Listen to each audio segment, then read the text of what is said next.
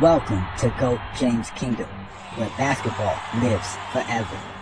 Here in GOAT James Kingdom, we attack the GOAT debate head on, where we challenge all Michael Jordan fans and all LeBron detractors to who is the GOAT of basketball. You can catch us every Sunday noon Eastern Time, right here on the GOAT James Kingdom channel, for the GOAT James Kingdom show with B. Lee and Ajani. Also, we go live Friday nights with the Friday Night Exposure with the Exposer, where you catch special shows and content as a GOAT James Kingdom follower and subscriber. Also, check out the GOAT James Kingdom membership, where you can get exclusive content.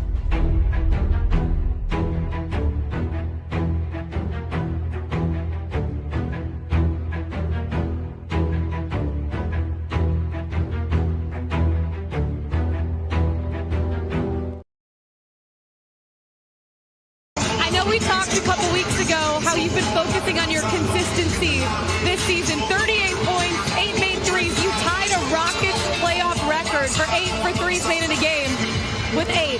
How were you able to cook from the beginning to the end tonight? Just being aggressive, doing what they wanted to do. Our coaching staff did a good job breaking down film for us. It really just me coming out. I got my first glimpse of the playoffs last game, and I just had to show out this one, so yeah. Jaylen, I know that you said it's your first glimpse of the playoffs. It's the first glimpse for a lot of you guys on this team. This is one of the most physical series that we've seen out of all 8 of them. What have you thought so far through 2 games of the physicality that the playoffs brings? It's for sure physical, but I mean, that's what we want. We want to play hard, we want to play fast, play aggressive, play into our strengths, and stay together. Execute's the biggest thing for us, defensively and offensively. Once we do that, I think we'll be fine. 1-1 in the series. It shifts now. You excited? For sure. Jaylen, appreciate it. Congrats on the win. See ya in the Bay. Appreciate it. Thank you. After watching that thug run loose yet again last night, I just can't support it. I cannot support what Draymond does in the NBA no longer. It is ridiculous. So I'm going anybody else but. Give me Evan Mobley. Are you out? Give me Evan Mobley. Evan Mobley's gonna win the award. I'm sorry, bro. Hey, real talk though. Speaking of Draymond, I don't get why nobody don't hit Draymond. Like that's what I'm saying, bro. Jaylen Green did. What we talking about? That's what I'm saying, bro. Draymond pushes people. Like okay, like this pissed me off, and I'm glad I wasn't on a panel on Monday because I would have crashed out because I was crashing out. I was talking to somebody and I was crashing out like a mother. I'm watching Draymond walk up behind Şengün and just push his ass for no reason.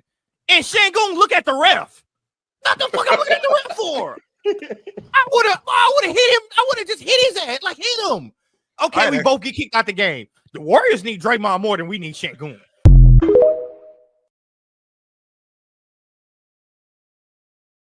Welcome to GOAT James Kingdom. Welcome. I am Ajani the Exposer, and y'all have now been exposed by the Exposer. I appreciate it.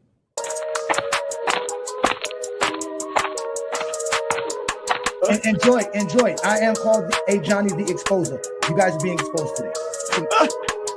Your opinion, I guess. Move on from it. It was the 90s. That's it, bro. Move on from that. You don't know history. You don't know basketball. You just told me I'm stupid. But look how stupid you look because you don't know basketball.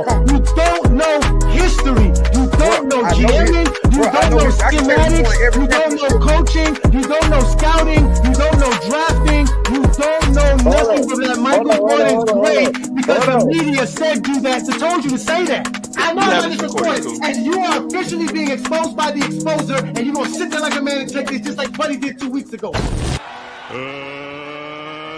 get ready to rumble. Hey, get your numbers out.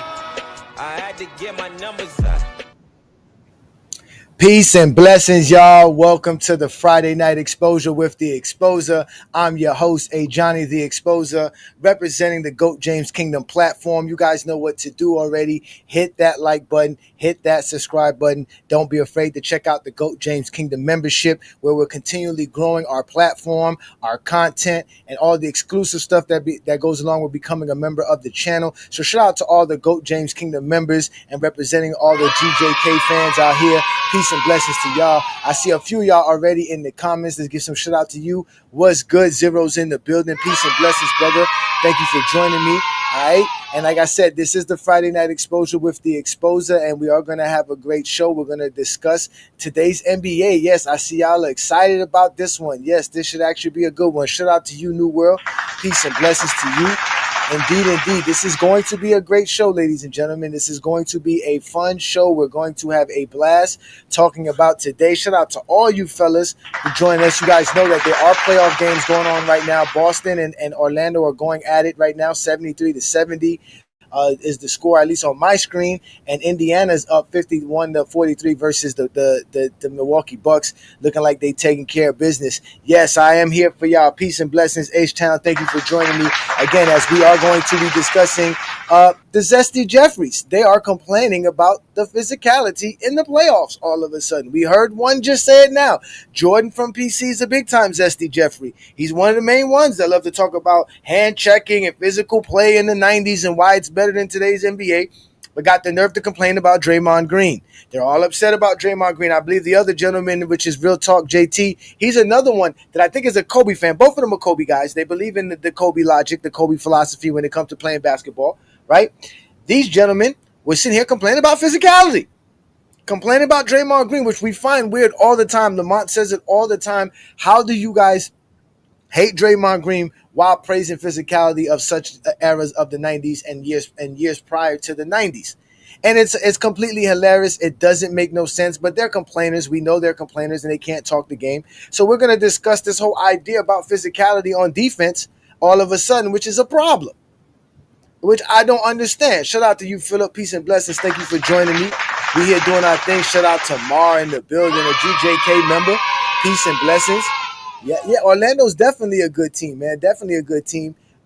They're definitely going to give Boston a run for their money tonight, as they're playing very well tonight. And we're going to be actually doing play-by-play with the Laker game here. So you can sit here and watch the Laker game with me, and we're going to have some fun. Oh, here we go. Yes, indeed. Shout out to you, NBA Post. Yes, indeed. Back-to-back lives right on FYF Sports Debate. Shout out to everybody who is watching us on FYF Sports Debate. Also, those who are watching us in the GOAT James Kingdom Facebook group. Shout out to y'all. And also, shout out to everybody who's watching us on IG. You guys know what to do. You can come right here on YouTube, hit that like button, hit that subscribe button, comment on our content, because we're going to continue to give you guys exclusive content, and we're going to continue to give you guys great content about basketball, because that's what we're here for. Yeah, fitness, they're a bunch of hypocrites. You right about that. They're a bunch of hypocrites. You know what I'm saying? They're a bunch of hypocrites. And they're complaining about physicality and all this other nonsense, and they're the ones who tells us, well, in fact, wasn't Stephen A. Smith just saying recently how Stephen Curry, quote-unquote, would only average 17 points per game because supposedly they would rough him up and they would do all this kind of crazy stuff to him, right? Well, isn't Stephen Curry averaging like 25 points per game in this series? If I'm correct, if we go look at the numbers right now, Stephen Curry is dominating, averaging 25 points per game, 5 rebounds, 6 assists per game. Are we really sitting here saying Stephen Curry is not playing well in this series?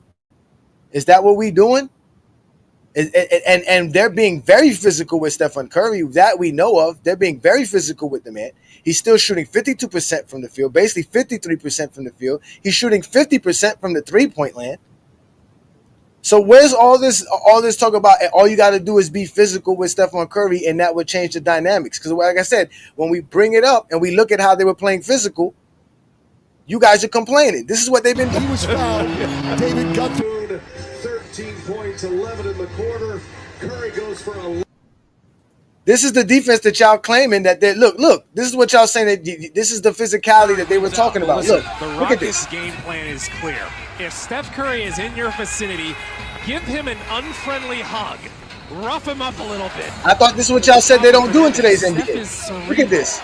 They're complaining for this with Stephen Curry. Taking away his three ball. You want to sell out to him. There's no one man's job to guard Stephen Curry. It's a team's job to guard him.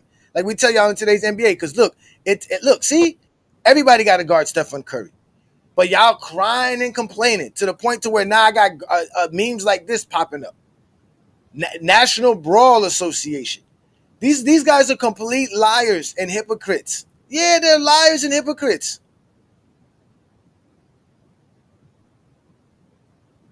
What? Well, let me read. I just saw some crazy comment here. Let me make sure I read the comment that I just read. He said, physical play comes with foul trouble, sir, not hockey highlights. Oh, my God. Now y'all want to talk about foul trouble? When we told y'all they used to call fouls in the 90s, y'all claim they never call fouls in the 90s? They call more fouls then than they do then? Right? He goes, these are love taps. These are love taps. And this is the funny thing, right? Remember, they're upset at how physical they're playing against Stephen Curry for some reason. But when Anthony Edwards was doing this against LeBron James in game 1, everybody was saying, oh, LeBron James just needs to toughen up. This is what we're talking about. He can't handle physicality. When just like I said, when just like a month ago, when Stephen A. Smith wanted to discredit this era, his first stint was, this is what you have to do to stop Stephen Curry. Is that, like he said, we would every time he runs across screens, we would hit him, grab him, all this stuff. That's what they're doing to Stephen Curry. You don't think they're not hitting Stephen Curry? You don't think they're not throwing elbows at Stephen Curry? They're not sneaking things in there, like they're sneaking in their hands around his hip to guard him here? They're doing it too. I mean, we had Peter Bagjuice, shout out to Peter Bagjuice, who said how teams try to actually circumvent the rules all the time. Complaining, whining, to the point where, like I said, we got memes and actual reels and posts like this. Look at this. This is what they're talking about. Let me rewind. Look, here. This is what they're saying this series is about. This is what they think the Houston Rockets and the Warriors series is predicated on. This is what they're complaining about. They're making fun of it. That's why the 90s basketball would never be good basketball. Nobody wants to see that. People are making fun of it. Look, this is what they're talking about when they complain about physicality.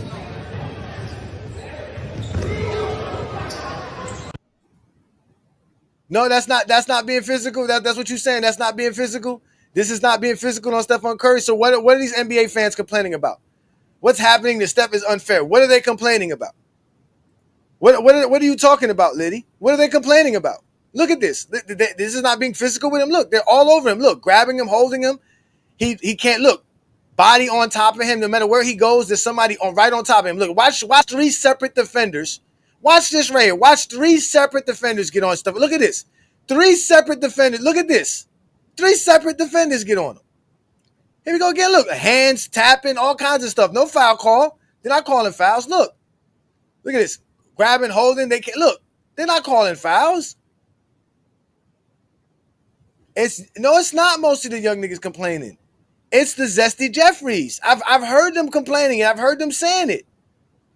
Y'all are lying. You are lying, Peter Bagjuice. You are lying. When I put the link up, you won't agree. This is what I'm saying. Look what they're talking about. It ain't the young dudes. It's like I said, when y'all want to say that, because you saying like it's young dudes, right? But these 2 dudes and what's it called? They all say they don't like Draymond Green. Now these are some young cats. I would say they were born somewhere after crack. These are after crack babies. That's to me. That's when you're young. If you were born after crack, to me you're young. But let's let them tell you how they don't like Draymond Green. After watching that thug run loose yet again last night, I just can't support it. I cannot support what Draymond does in the NBA no longer. It is ridiculous. So I'm going anybody else but. Give me Evan Mobley. Are you out? Give me Evan Mobley. Evan Mobley's gonna win the award. I'm sorry, bro. Hey, real talk though. Speaking of Draymond, I don't get why nobody don't hit Draymond. Like that's what I'm saying. Jaylen Green did. What we talking about? That's what I'm saying, bro. Draymond pushes people. Like okay, like this pissed me off, and I'm glad I wasn't on a panel on Monday because I would have crashed out because I was crashing out. I was talking to somebody and I was crashing out like a mother. I'm watching Draymond walk up behind Şengün and just push his ass for no reason. And Şengün look at the ref. What the fuck I'm looking at the ref for? I would have hit him. I would have just hit his ass. Like hit him. Okay, we both get kicked out the game. The Warriors need Draymond more than we need Şengün.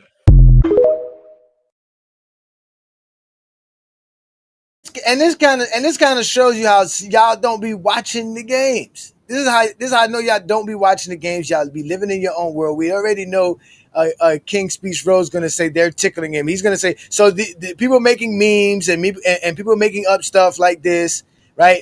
it's just a figment of people's imagination, right? It's just a figment of imagination. Guys like Mike and Peter Backjuice ain't out here saying they're excited to watch the Warriors and the Warriors and the Houston Rockets game. Y'all not excited to go see that. Y'all want to see the Lakers play tonight. Y'all want to see the Lakers play tonight. That's what y'all want to see. No harm, no foul. That's what I'm saying. That's what I'm saying. Like, you guys are always saying these weird things. Peace and blessing, Darnell. Darnell here's talking real facts here. Let's get Darnell's taking this right here. Darnell says Cavs was doing the same thing to Curry back in 2016. But they claim there's no physicality in today's NBA. You see, I stay getting into it with these jits about to this jits when I play pickup because I'm 43, strong as hell, and hand checking like a motherfucker. You lying ass. The motherfuckers can't dribble. They can't dribble. That's for a fact. If you hand checking, they can't dribble. You feel me? But all the physicality, they've been complaining about the physicality. Again, they've been complaining about the physicality. And it's not just the younger dudes. It is the older heads. And to me, it's the funny thing. It's the Zesty Jeffreys that I find it very odd that they're the ones out here complaining about the physicality of the NBA. They're complaining about it. They're upset about it. Like that's physically what happens when you get to the playoffs. Guys are playing harder in the playoffs. It's go home. The guys don't want to go home. Forget that there's some of y'all are saying that the referees are swallowing the whistle. It's not that they're swallowing the whistle. It's because just like the players got to get adjusted to the tempo and the pace and the actual atmosphere of playing a game in the playoffs, so do the refs. The refs are not used to seeing the players run around and acting this physical and this with this much intensity. So they are also trying to fill out the playoffs themselves as referees. But these are the elite of the elite referees that are refereeing the playoff games. And these are the elite of the elite players that are playing in the playoffs. So the physicality was always in the NBA, but now y'all are the ones that are complaining about it. And I find it weird that y'all complaining about it for Stephen Curry, right?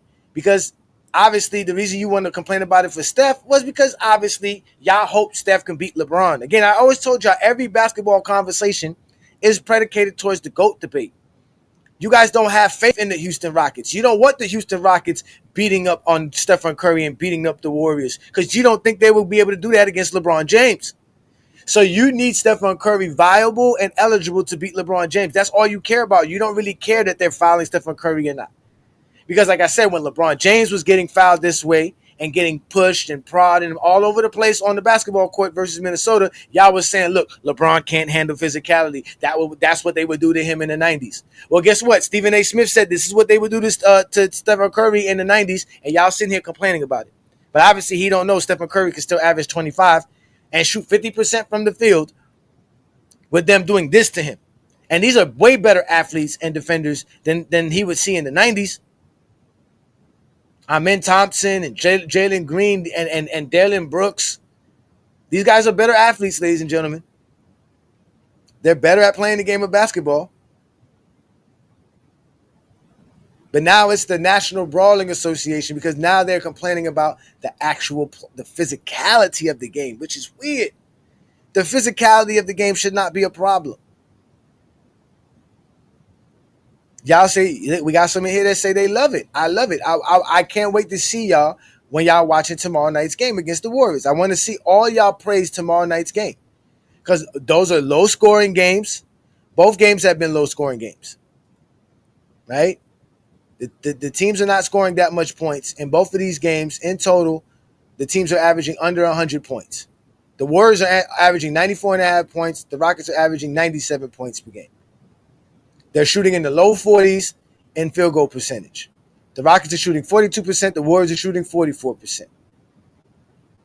Both teams are not even shooting good in the free throw line. Both teams are shooting below 70% from the free throw line. This should be the type of game that y'all want to see. Physicality. You seeing guys throwing elbows, getting the referees involved. That's what y'all claim y'all want to see. That's what they were saying. When we were telling them that the Lakers series was a little bit too physical and the referees need to control the game, that was them calling us LeBron sexuals and trying to protect LeBron and the Lakers. But now against Stephen Curry, it's not an issue anymore. Stephen Curry, it's unfair. He's talking to them like, where? Look, this is what y'all said, that they don't play no defense. Look, they're all over him. Yeah, where are you going? We're not just gonna let you dribble wherever you want to dribble. We're not gonna let you do anything you want to do. There's gonna be a man on you no matter what. And if you want to get screened, there's gonna be somebody else standing there. Like that's what today y'all say they don't play no defense, but this is what they're doing. They're playing defense. Like and like some of y'all say, this ain't physical. This is just good defense. There you go. That's it. Here, you stand here. This is where you can stand at. You ain't going nowhere else. Look, they poking the ball out of his hand. They're being very physical with him. But y'all complaining. This is like I said, this is unfair what's happening to Stephen Curry. That's what they're typing. This is unfair.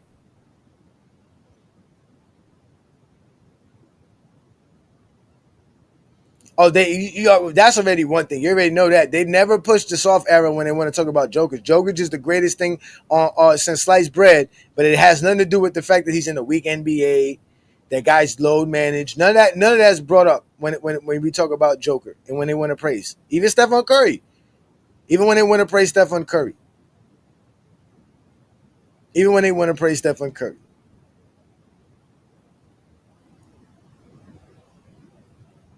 Yeah, the Thompson twins are special. Supposedly, they were out here investigating them for swapping personalities or swapping themselves. Shout out to Ruddy Hood Sports, a GJK member and supporter of the channel. Obviously, and a longtime supporter of FYF. Shout out to you, bro. Appreciate you. Y'all make sure to check out Ruddy Hood Sports channel. Subscribe and check out his content as well as he does content.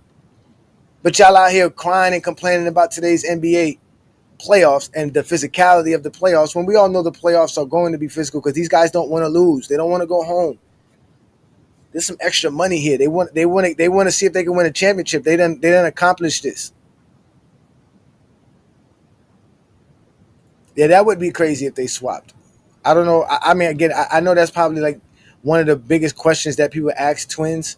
How many times have y'all swapped to confuse people on purpose? You know, how many times you swapped to confuse your parents? You know, if he the number one guard, I don't know who you talking about there. But but when we sit here and we listen to these guys, they get upset, they cry, they complain, and it's going to be that.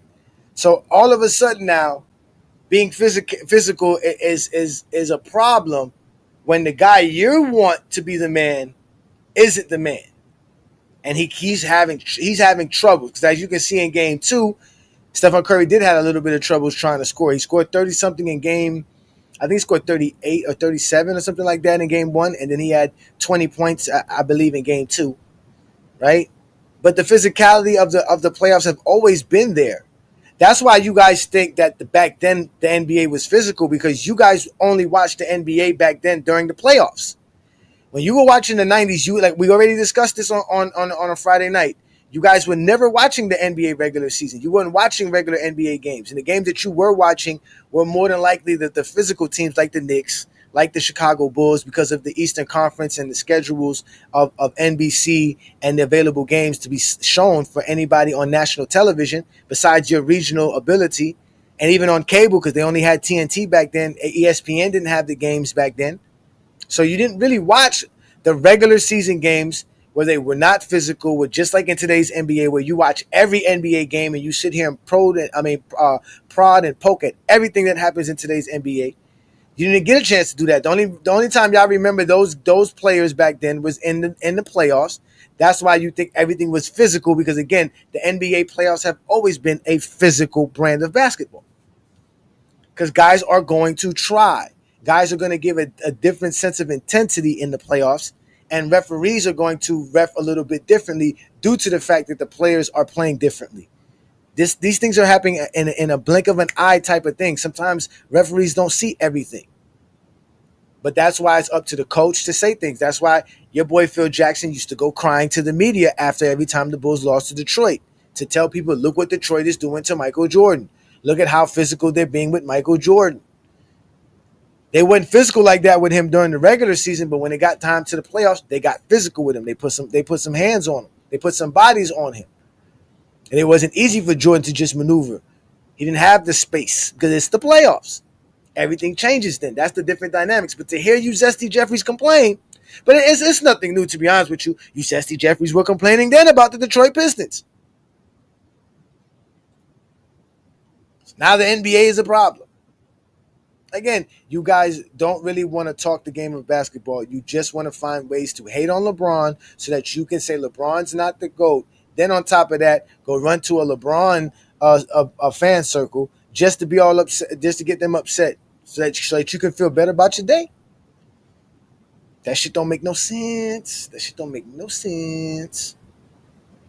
But in reality, what they're doing to Stephen Curry is exactly what you should be doing against Stephen Curry.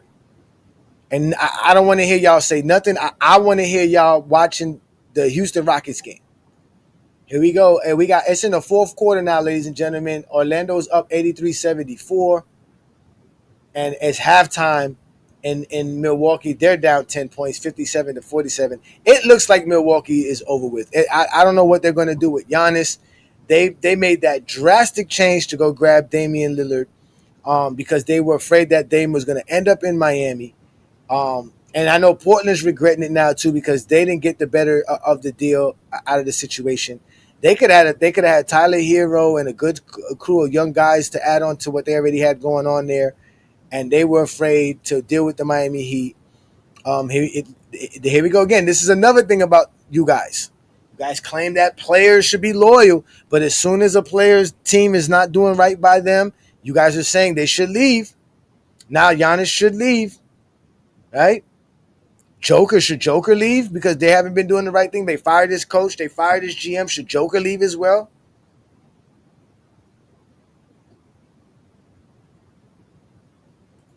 Orlando doesn't have a great half-court offense without Banchero and obviously Wagner, but they have a solid defense. They have the best defense in basketball if you really want to get there, if you really want to talk about it. And they don't really have a ball facilitator. And that's why, if they can find themselves a good ball facilitator, again, I think that the two key things that you need in basketball, to be honest with you, ladies and gentlemen, is a good defensive anchor and a good point guard, bro. If you get a good ball facilitator, your offense is always going to be good. If you have a good defensive anchor, your defense is always going to be good. And from there, you can figure it out. From there, you can just hash things out from here and there. Reggie Miller would be all right in today's NBA, but he can't dribble. He'd be like Duncan Robinson. He'd be like Duncan Robinson. Like, you know what I'm saying? Like, at the end of the day, and he doesn't even have the physical presence of a Duncan Robinson. Pause. Yeah, and Suggs is out. So imagine how good this team would be defensively if they had Jalen Suggs, who's one of the better defenders in today's NBA. But that's what the playoffs is all about. The playoffs is all about the way these guys play harder. The referees have to actually judge them, predicated on them playing harder. Jaylen Brown just hit a nice little shot here. I didn't know Jaylen Brown cut his braids. When did Jaylen Brown cut his braids? I'm just realizing this. Yeah, that's a foul.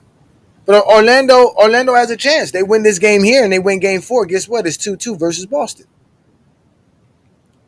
And then we're going to start hearing the doubters about Boston too. Because again, last year people were doubting Boston as well. A lot of people didn't think Boston was going to win last year. And they got through the playoffs because of several injuries. And there's still people who question that to this day. But now today, because again, y'all don't know the game as y'all should know it. The guys that you all loved to praise are all getting old, right? All you guys that started watching basketball in the late 90s, early 2000s, y'all are lost in basketball because y'all had 2 generations to watch. Y'all had the 2000s generation, and y'all had the 2010s generation. That generation is over with. And today's NBA is completely different from that style of basketball. Even the 2010s basketball is different than what we're seeing in today's NBA.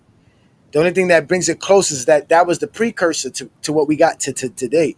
But 2000s basketball, I was just watching the 2010s playoffs for a show. I am studying some film for some show to do a show here on a Friday night. And yeah, the way they played even back then was completely different. They fouled Reggie like Curry in the playoffs too. Yeah, I mean Reggie had to go through some tough screens, but that's why they had Dale Davis and Antonio Davis and Rick Smits. That's why they put those big bodies for Reggie Miller to run around, because you had to run around those guys. So yeah, if you wanted to get slick and try to be physical with Reggie, you were going to have to worry about getting physical with some real physical beings. So that kind of neutralized. That's why you had goons like the Oakleys and the Antonio Davises and stuff like that, and the PJ Browns. Though it's just like in baseball, where you know what I'm saying, where your pitcher's job is to regulate other pitchers. Your pitcher want to get reckless and start throwing wild balls at our man. Pause. We gonna have some pitches for your team. So don't do it. But now in today's NBA is different, because as you can see, there's several guys guarding Stephen Curry. Because in reality, you can't grab, hold, and push him and do all that other crazy stuff. But they're not going to call it as much because it is the playoffs. We all know that. Yeah, PJ Brown was nice. I Oakley was nice as well. They're not bad defenders, but they couldn't hack it in today's NBA. They couldn't hack it in today's NBA without a doubt. Yeah, Reggie can't put the ball on the floor. He's not athletic enough. He's definitely not no good defender. Yeah, Klay Thompson is definitely better than Reggie Miller for sure. And if you go look at their resume, it's similar. What, Reggie Miller only got 5 All-Stars, right? Something like that, 5 or 6 All-Stars, 3-4 NBA selections. I think Klay Thompson definitely has that.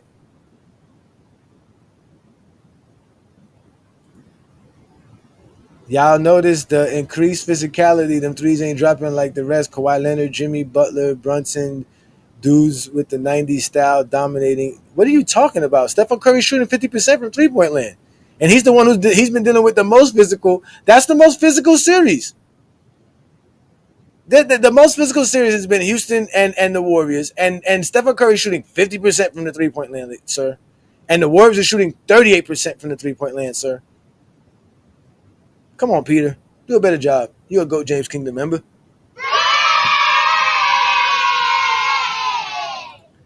18, 3-3 in the weak 90s is even worse, bro. It's even worse. He said Steph is an outlier. Steph is an outlier.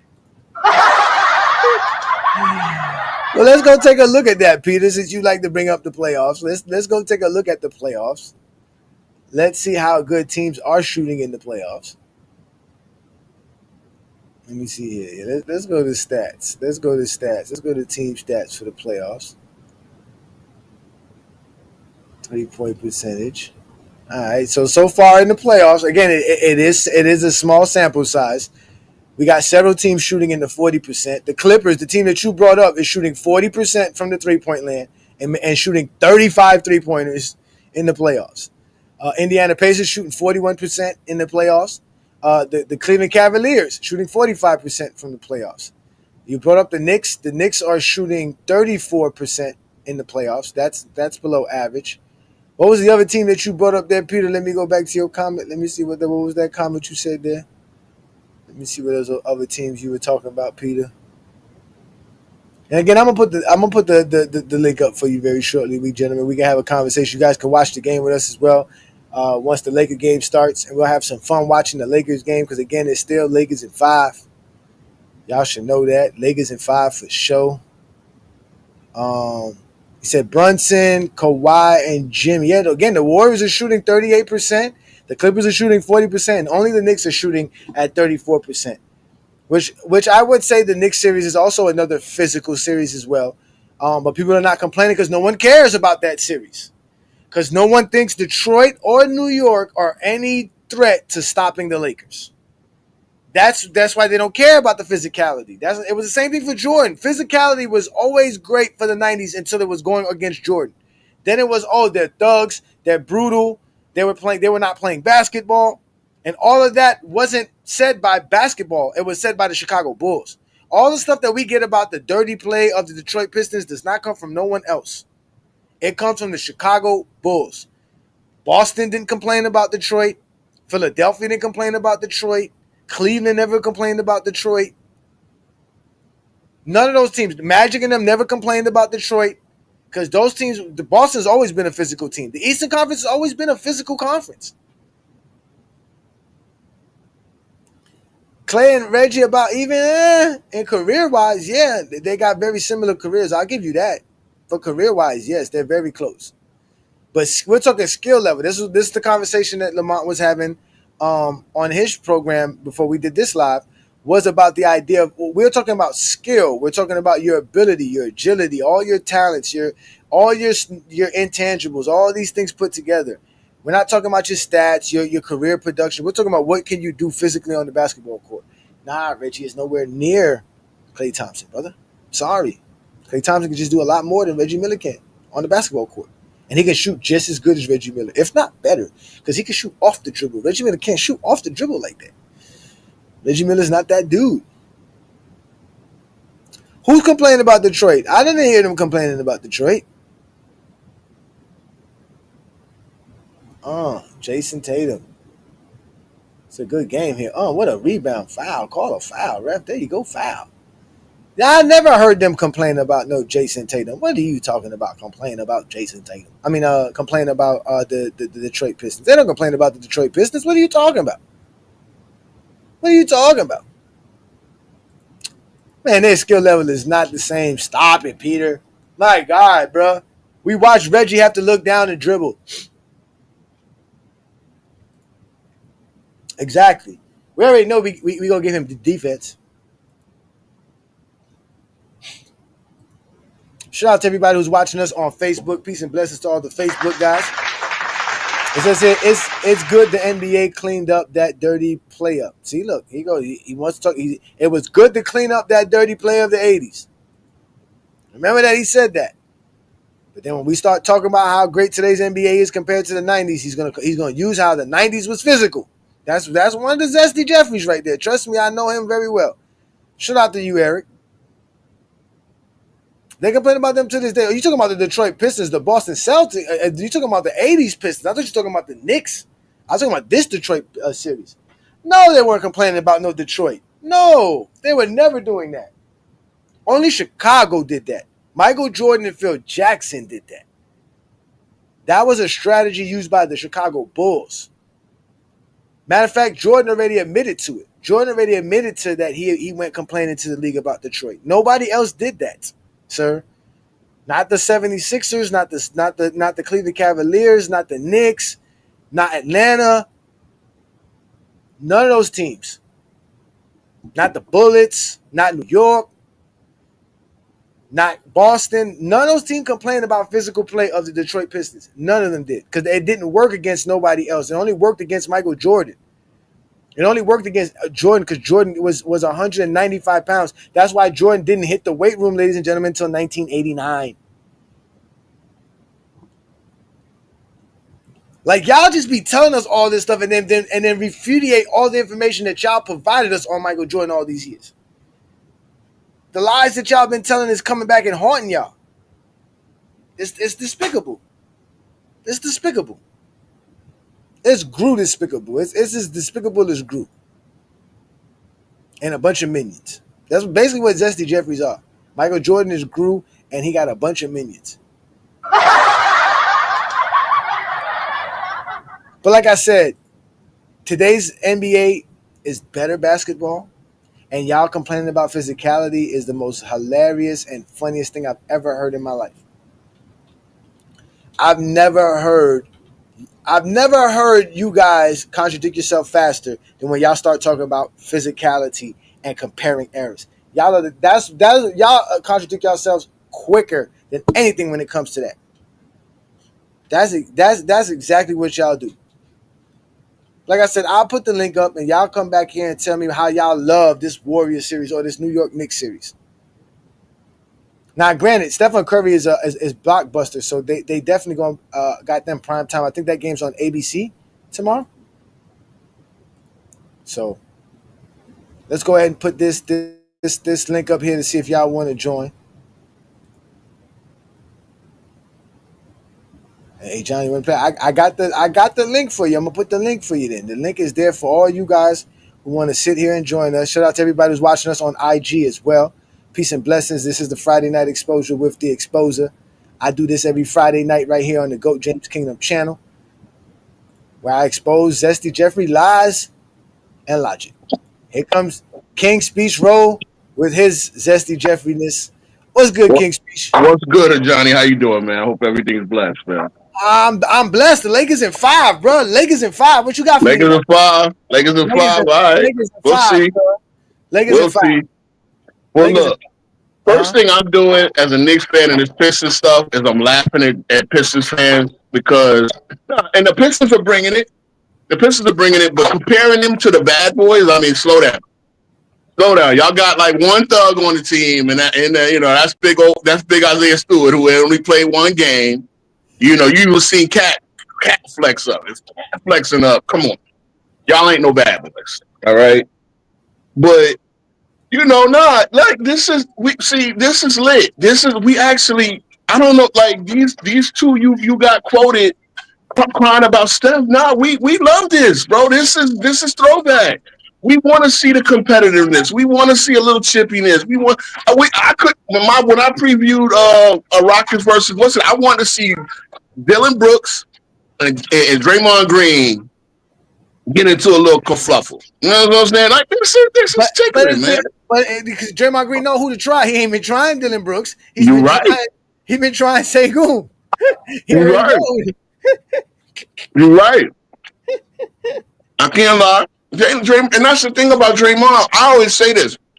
Put Draymond against some of them Lakers teams, some of them Knicks team with Anthony Mason and them. Put them against your Heat. Come on, bro. Now this is where we gotta at least see eye to eye. You knew for real. The Knicks, Oakley, Morning, and all of them. You knew that was war. When Jeff Van Gundy had to hold on to Lamar Alonzo Mourning's leg. And come on, man, PJ Brown and Charlie Ward, bro. Come on, man. This is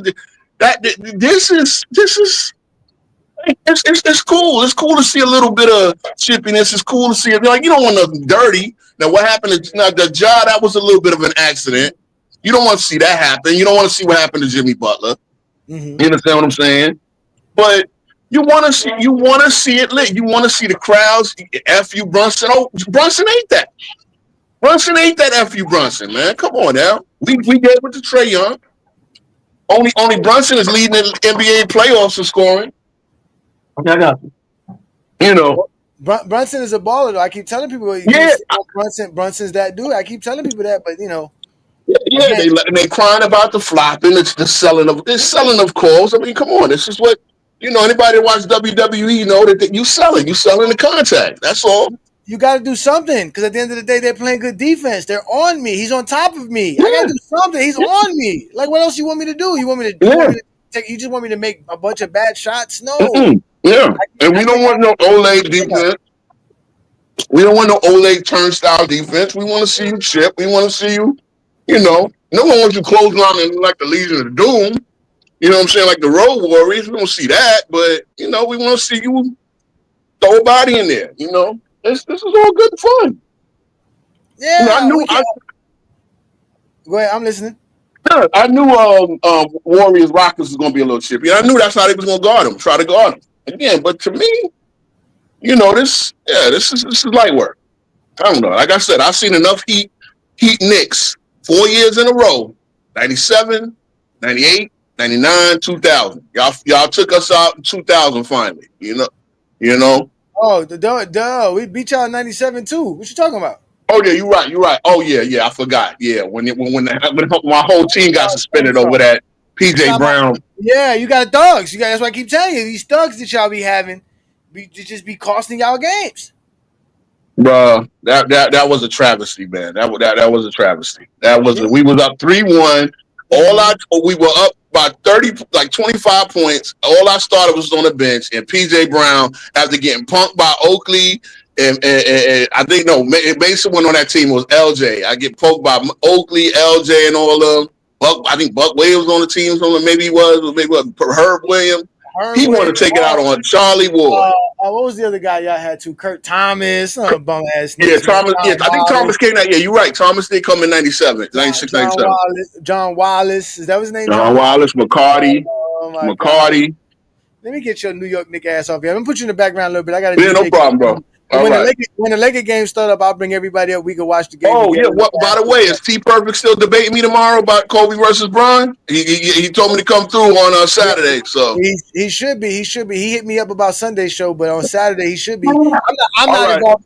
I'm not involved in no Saturday show, but they're from my understanding they are doing their live tomorrow, 7 p.m. for show. All right. I'll be there. All right, bro. I appreciate you.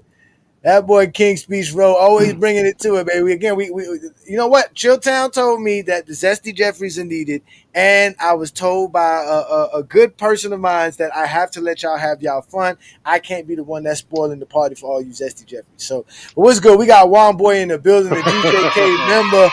What's good, brother? Ain't nothing going on, man. How's it going, man?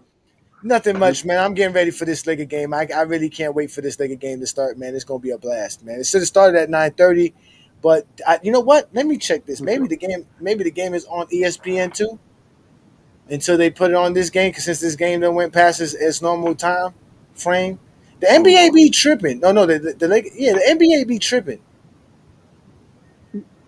Yeah.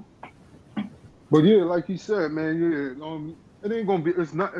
The playoffs intensity is going to turn up, so you're not going to see all of these crazy fouls. They're going to let some of that stuff slide. The thing that people get mixed up is like there really ain't nobody out there. You know, I don't know about Draymond. No, ain't nobody out there trying to hurt nobody just to stop nobody. That's the point that Stephen A was making when he was talking about, we would have went for his ankles. They're just grabbing stuff, roughing them up. You don't see them going for his ankles like Stephen A said such and such was suggested, one of his sources. Like, this is crazy, man. And then y'all talk about they don't play no defense. This is defense that we're seeing going on. Facts. And ain't nobody talking. And y'all mad because Steph dropped in 20. Y'all want him out here dropping. Well, he averaging 25 on 50% shooting. Yeah, what more do you want? 40 every game. That's not going to happen. What you have to do, Steph Curry. History tells us Steph cardio is through the roof. You have to rough him up because he kills you with or without the ball. I hate that without the ball nonsense. I hate that y'all be saying that about it. LeBron said that shit, and that shit had me like, man. But look, because when he don't have the ball, he's got other players setting screens for him. You have to run into them. So that's what I'm saying. It's not him, it's his team. Him running without the ball don't mean shit. It's the fact that he got people giving him screens. Yeah, I get that. That I get. He's running around a bunch of fucking screens. That's the problem. Who's giving him screens? If he don't got good screeners, he ain't gonna get fucking open. Yeah, but he gonna do that for the whole entire game. Yeah, he gonna do that for the whole game. Series. Yeah, that is tiring. You have to tire him out because if he get hot, it's a wrap. You want him winded. You wanted him roughed up. So when it come down, he's shooting shots like how Kevin Love was on him in 2016, or how Fred VanVleet, who's starting for the Rockets, was D'ing them up in 2019 when he's playing with the Raptors. He played great defense on Steph. Yeah. But people forget though. Yeah, like you said, y'all revisionists. Yeah, that 2019 was 6 years ago. How you expect us to take your word from something from 30 years ago? Hey Johnny, you go run around a bunch of screens and see if anybody guards you. I don't care about that. But that's anybody. That's the point. That's not a skill. What you're talking about is not the skill. Any shooter, you can get anybody who can catch and shoot, and that's the same factor. There's no difference. My point is that Stephen Curry running without the ball is no different than any other catch and shoot shooter in NBA history. Anybody else can do that. You can. That's anybody. Mitch Richmond, Reggie Miller could do that. Yeah, I get Reggie Miller. But that's what I'm saying. But what makes Stephen Curry deadly is that once he has the ball, and you make him put it on the ground, and it doesn't change anything because now he can still get the shot off, and he can still shoot. Exactly. That's what makes him deadly. He can get to the basket off of his dribble. Exactly. That's what makes him deadly. Now you give him an advantage with him having the ball. He getting easy shots at the back. He's flicking shit up 15 off the feet, shit kissing glass. Yeah. Well, we're gonna have to disagree this right here, Ajani, with Steph not being deadly without the ball. Because with he gets a lot of backdoor cuts and shout out the Twin Man in the building. Let Twin Man get it right quick. Go ahead, Twin Man. Let's be real here. I understand what you're saying. Mm-hmm. Like every catch and shoot player in NBA history, off the ball, running off screens, guess what? They have to be accounted for. But there's a difference with Steph Curry. Like the defense wasn't mapped around stopping Mitch Richmond or Reggie Miller. It wasn't. You have to slow Steph down. You have to. Him coming off the screen, getting any type of look at the rim is a layup. Might as well call it a layup, bro. It's gonna go in. It's like that with Reggie too. If Reggie had the green light to shoot it, it's like that with Reggie. That's the same. Reggie could do that. I mean, so I'm gonna name a few names. And I'm talking about all-time great shooters. Who do you expect to hit more shots? Reggie Miller in the same scenario. Reggie Miller, Steve Kerr, or Steph Curry. Who's more deadly in that? I think. I mean, first of all, we don't have the catch and shoot numbers for all those guys, but I would like to think in the catch and shoot situation that they're all capable of hitting it at the efficiency of Stephen Curry. But we're talking about somebody who can catch and shoot as soon as he steps court from half court. There's a difference. That's what I'm saying. There's a difference. No, but that's what I'm saying. But we're not.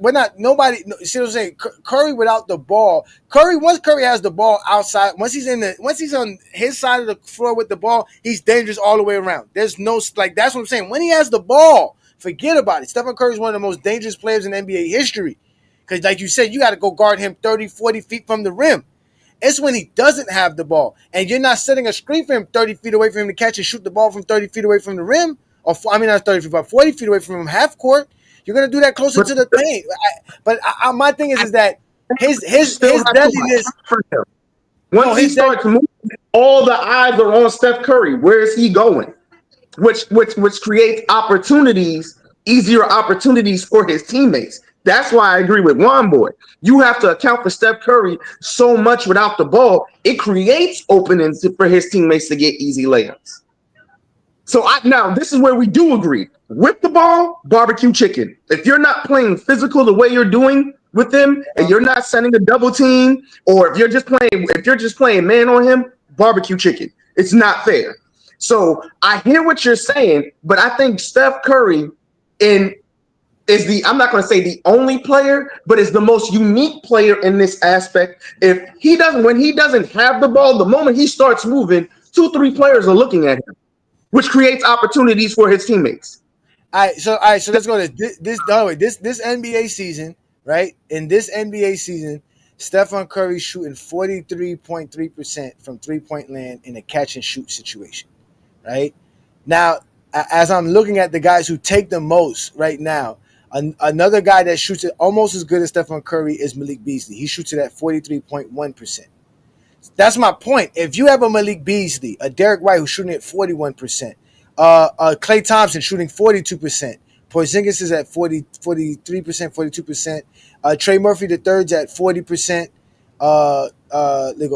Even Dylan Brooks in a catch and shoot situation shoots 41%. That's going to the type of attention like that is Klay Thompson. That's the only other player you named that's going to get the. Yeah, okay, Peyton Pritchard, he shoot better than Stephen Curry in a catch and shoot situation. Kevin Durant in a catch and shoot situation shoots 45% from three-pointer.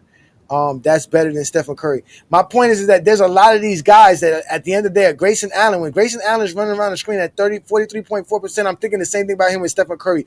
Don't let him catch that ball. He is deadly. He's going to make that shit. That's the point. The problem with Stephen Curry isn't compared to all these other players besides Kevin Durant and besides who else do we mention here? Even like I said, like a Malik Beasley and a Derek White and a Klay Thompson and a Trey Murphy. They can't off the dribble. They're not good off the dribble like Stephen Curry. When Stephen Curry shoots off the dribble, that changes everything. His pull up, that's what changes the dynamics for him. And that's why So I want to comment on people complaining about the physicality in today's NBA. I just want to talk about the hypocritical nature of it all, because in the 90s, the physical play we're seeing now, the rest would have been calling fouls. There'd have been a bunch of free throws in the 90s. See, people don't really want to tell the truth about the 90s. They just want to seem like they was just clotheslining people and knocking people out the air, and they wasn't getting foul calls. Maybe in the 80s, maybe in the 70s, but in the 90s, there was video of Michael Jordan going up for shots, and people would just swing, not touch him, and he getting foul calls. They got what they call superstar calls. So what they're doing to Steph Curry now, you couldn't do to Steph Curry in the 90s. He'd have lived on the free throw line. Why are they lying? Why are they lying? Am I wrong, Ajani? No, remember Stephen A. Smith said that. He said that he would average 17 points per game if they were playing him physical and grabbing him and doing all the stuff that basically Houston's doing to him right now, but he's still balling against Houston. Let's make something clear. Steph Curry probably would have averaged 30 in the 90s, and majority of that would have came from the free throw line, because he'd have been a superstar on his team, and every superstar in the 90s got superstar calls. Like Patrick Ewing lived on the free throw line. Hakeem Olajuwon lived on the free throw line. David Robinson, Tim Duncan, Michael Jordan, all the superstars got superstar calls.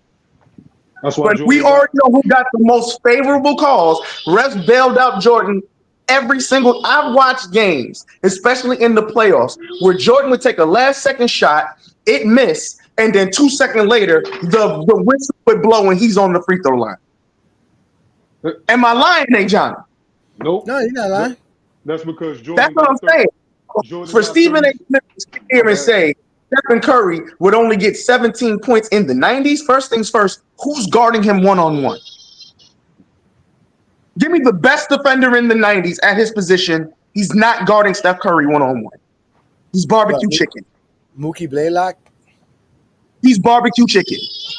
Who is the best defensive point guard? Because I know. Maybe Gary Payton?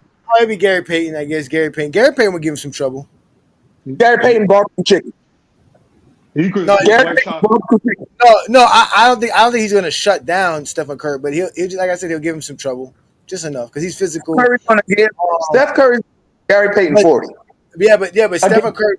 But yeah, that's what I'm saying. Gary Payton's not used to chasing somebody around screens all the time. He'll be good on him on the ball, but off the ball he'll have trouble. On the ball. Yeah, off the ball he'll have trouble for sure. We're talking about. I think he couldn't guard him on the ball, because we're talking about somebody of at the time. We'll say the best shooters: Reggie Miller, Chris Mullin, Hornacek, Stockton. We're talking about 3-point shooters. He's the best 3-point shooter in the league with a handle like Iverson. Top 5 handle of all time, bro. In front of Steph Curry, bro. Top 5 handle of all time, man. Let's be real here. I don't care how good. I'm talking about Gary Payton when he won Defensive Player of the Year. He's not staying in front of Stephen Curry. He's not. Barbecue chicken.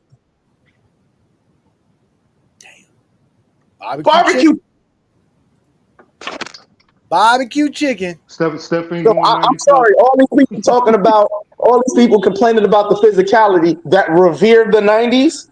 Kick rocks, bro. Kick rocks. Only thing we hear is the NBA soft, and we already know defense turns up, the physicality turns up in the playoffs. Now all of a sudden, Draymond Green's a thug. So if Draymond Green's a thug, that player like Anthony Mason was a serial killer. Charles Oakley was a butcher. Dennis Rodman, hitman. Karl Malone elbowed David Robinson and kicked Tim Duncan in the face in the same series. Do we realize what Hakeem Olajuwon used to do to people in the paint? Dikembe Mutombo used to do to people in the paint. Shaq used to do to people in the paint. They had bigs just to knock you out the air. So if you're complaining about the physicality now, what they did in the 90s was criminal. It was criminal. That's why they shot so many free throws. Please stop the madness. Boston is down 2 points, ladies and gentlemen, 95-93. Right, but I think 1 second left. I honestly thought that the Magic were going to be at least 1-1 with them. If the Magic win this game and go on to win Game 4, bro, I don't know.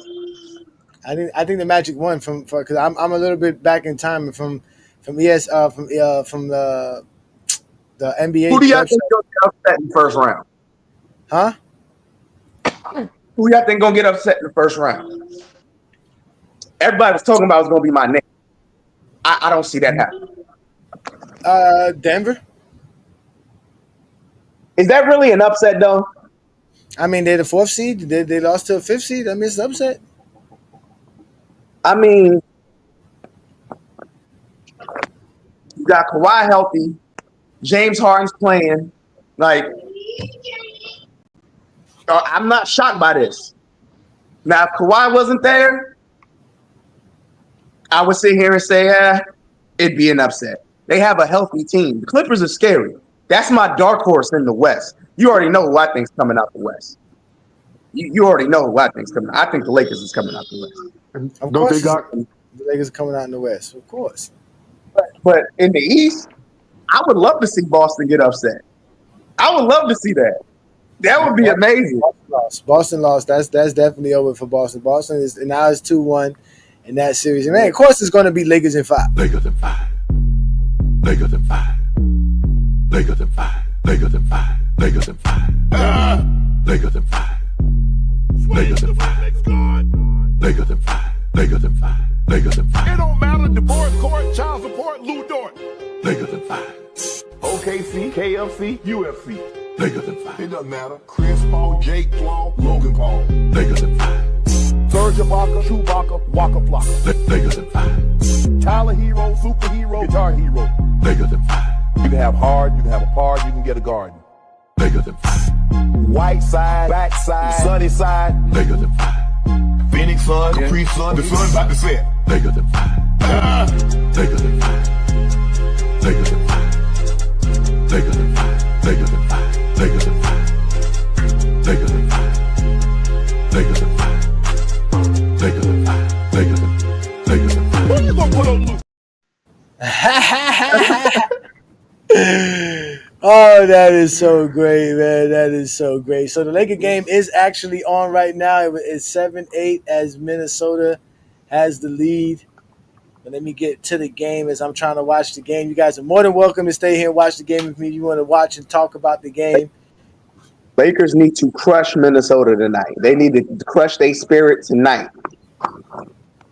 They got to. If they lose this game, I'm worried about the series, bro. I'm not going to fake it. Milwaukee getting swept too. Oh no, the Bucks going. Oh, the Bucks is up 14. They're up 14 right now too. They're up 14 with 11 and change left. Damn, they came back. They were down. Oh wow, what a good job by them. They need it. You don't want to go back. You don't want to split. I'm a little behind. You know, I've been a little under the weather. Did they announce who won MVP? Shea won the MVP, correct? No, they didn't announce it yet. Oh, they haven't? Who won Defensive Player of the Year? Evan Mobley. Okay. What else have they announced? Like I said, I've been behind. I haven't been really looking at nothing. I just been laying down. Your boy won clutch player of the year. Who? Brunson. Yeah, Peyton Pritchard won 6th man of the year. Yep. I'm not shocked that Brunson won here. Yeah, and that's they haven't really announced anything else. They haven't announced no rookie the coach of the year, rookie of the year, the all rookie team. None of that's been announced yet. I know people think OKC's coach should be player of the year, or maybe the Cavs coach should be player of the year. I think JJ Redick. Well, yeah, coach of the year. I think JJ Redick should be coach of the year, bro. Nah, it got to be Bickerstaff, bro. There's no way. It's got to be Bickerstaff. I mean, even though not the whole team, even though they had a little bit of change in the roster from last year, they added some pieces. But take into account the Lakers have been in the play-in the last 2-3 seasons, and he took them from the play-in to the 3rd seed. Yeah, but there was always 2 or 3. They were always 2 or 3 games away from being the top 3 or 4 seeds. That was the problem. That's why the Lakers was kind of weird because If the Lakers would have won 49 games, 50 games before, they would have had a better record as well. They only won 50 games. They won 47 last year. So they're not really that much better than what they were last year. But you can see that he's a better coach than Darvin Ham. I give you that. But the Lakers are not that much better than what they should win 50 games. That's the point. The Detroit team is something different. This is a team that no one expected to be this good. And then they're really, really good. Like, they're really, really, really, really good. Like, you know what I'm saying? And they're a complete turnaround. Remember, they lost, 20-something games in a row last year? You remember that? 29 games or something like that. It was crazy. Yeah, man. Yeah, man. Here we go. Mingo Jester. Yeah, so now you're not a Laker fan no more, Mingo Jester? You're just a Kobe guy? You just a Kobe guy? Man, let's see how y'all feel. I know Twin going in on Kobe. They don't want me to get started. Y'all done said the name twice. I know, but one more time, though, right? But listen, everybody know that's my guy. But I don't say, but I say he's not better than LeBron James. He's not top 10. That's just me being a Laker fan. You know what I'm saying? I don't get emotional about it. Thank you. I'm gonna be honest. I don't get Thank you emotional for having some common sense, bro. Thank you. He's my favorite player of all time, and I'm not scared to say he's not a top 10 player. He's a gatekeeper. Kobe's number 11. If you can't be better than Kobe, you can't be in the top 10. Man, the nostalgia be crazy. I ain't like, whoa. It's on, ladies and gentlemen. The Lakers are down 15-7. The Warriors came out fighting. The Wolves. The Wolves. I'm sorry. Yeah, the Wolves. The Timberwolves came out fighting. It's all right. Let them go on their run now. Gas themselves out. Let's make something clear. If Kobe's the gatekeeper of the top 10. I felt that way pretty much his whole career. I'm sorry, the second player, in my opinion, that's been overhyped is Kobe. I'm not sitting here saying he's not a great player. I'm not saying he doesn't have a great career, but the marketing, did Kobe have to reinvent himself after what happened? Absolutely. He built himself right back up and earned everything he got. That doesn't make him top 10. That does not make him top 10. It doesn't. We can talk about his charismatic leadership. What the hell is that? Better than Magic and Bird. Are you tripping there too, man? Better than Magic and Bird. I don't think so, bro. Yeah, he is. Kobe's better than those two. I don't think so, bro. I got Durant over here. If we're doing like, is Durant a top 10 player? Nah. He's getting there for me. I got him like 13th now. I think Durant has an argument to be over Kobe. If you're just talking about skill wise, ability wise, and yeah, of course, I wouldn't argue there. I'm talking about even achievement wise, accolades, achievement stats. He's better than Magic and Bird. What does KD look like? Is he joining the 30-10 club anytime soon? What's his rebounds and stuff? I don't think he's gonna get. He's not gonna get. He's not gonna get 10,000 rebounds. He's never gonna get that. Yeah. He got hurt too much. Yeah, he's not getting 10. The injuries killed him. Durant's career is hindered with injuries, but listen again. There's an argument to put, even though people don't want to admit it. There's an argument to put Curry and Kevin Durant in the top 10 now. Yeah, Kevin Durant got 7,800 rebounds. 7,800. He would have to get another 2,000. And then he missed a lot of for time. Kevin Durant, Steph Curry to be in the top 10. I don't got Curry in my top 10. Stephen Curry will never be in my top 10. Yeah, he why not? A lot too. Well, I'm not gonna say never. I can't say never, but I just don't think he will. I just don't think he's gonna reach it. Between Lakers on a 7-0-1. Bang bang, bitches. Lakers. Where's that, man? I can't, man. What I tell you, let them gas themselves out. It's all right. Let them gas themselves. Man, what was let them gas themselves out. They're gonna come out haymaking, throwing haymakers, trying to run up the phone. Just let them just sit there. As long as the Lakers can see, this is what I love about the NBA now. And Memphis proved this. No lead is safe. Remember back in the Remember back in the day, a 15-point lead in the fourth quarter, game was over. Remember that? Yeah. Game was pretty much over. You were up by 15 in the fourth quarter. Let's say even early 2000s, game was possibly over. You can be up 20 points in today's NBA, and that's literally a 2-minute run, and they can be tied. Facts. Facts. Hold up, that happened one time in 1995. Because remember, Orlando was up game 1 by 20, and Kenny Smith got hot. 20-point lead. Kenny Smith hit 8 threes. Goes into overtime. That's a rarity back. That's rare back then. That's a blown 20-point lead in today's NBA. I can't even say that's a blown lead. Yeah. A 20-point lead in today's NBA is really like a 10-point lead. Let's be real here. Yeah, 20-point lead is nothing. Shit like a 20-point lead ain't nothing today. Oh, Herm was trying to get in. Let me put the link back up for Herm. Shout out to Herm, Hollywood Herm's in the building. We are watching the Laker game as well, ladies and gentlemen. That's what we're doing. We're watching the Laker game. We're talking basketball. We were talking about the physicality of the playoffs, but now we're just talking about the Laker game right now. Anthony Edwards is averaging 23 points per game, shooting 41% from the field. No one is saying he's choking this playoff series. Huh? That's weird. But that's because they won a game, so they're in good position though. They did win a game on the road, so they can't really complain. Not because of him though, at least. What up, Herm? It's Herm. Herm, what's up, Herm? No, wait, is that Herm coming back? Where's that? I know King Rose Speech is back in the building. Shout out to all y'all, man. Again, this is the Friday Night Exposure with the Exposure. We are watching the Laker game. It's 14-18 Lakers, or 14-16 now. LeBron just hit a mid-range from the corner. 5 minutes to go in the first quarter.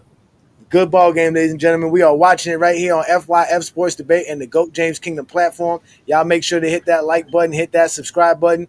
Don't be afraid to check out the GOAT James Kingdom membership. As y'all see, we got members here. We got King Speech Row back in the building. What's up, guys? Yeah, this is one of the better series. Nice and physical. You know, real competition here. So, what you mean? These thugs out here knocking into each other. Come on, bro. Again, you talking to a supposed Zesty Jeffrey. You talking to a person that's seen a lot of physical basketball. I've seen the bad boys in their heyday. They really gave it to you. You know what I mean? Pause. Look at Jalen McDaniels out here balling. Damn, Jalen McDaniels a beast.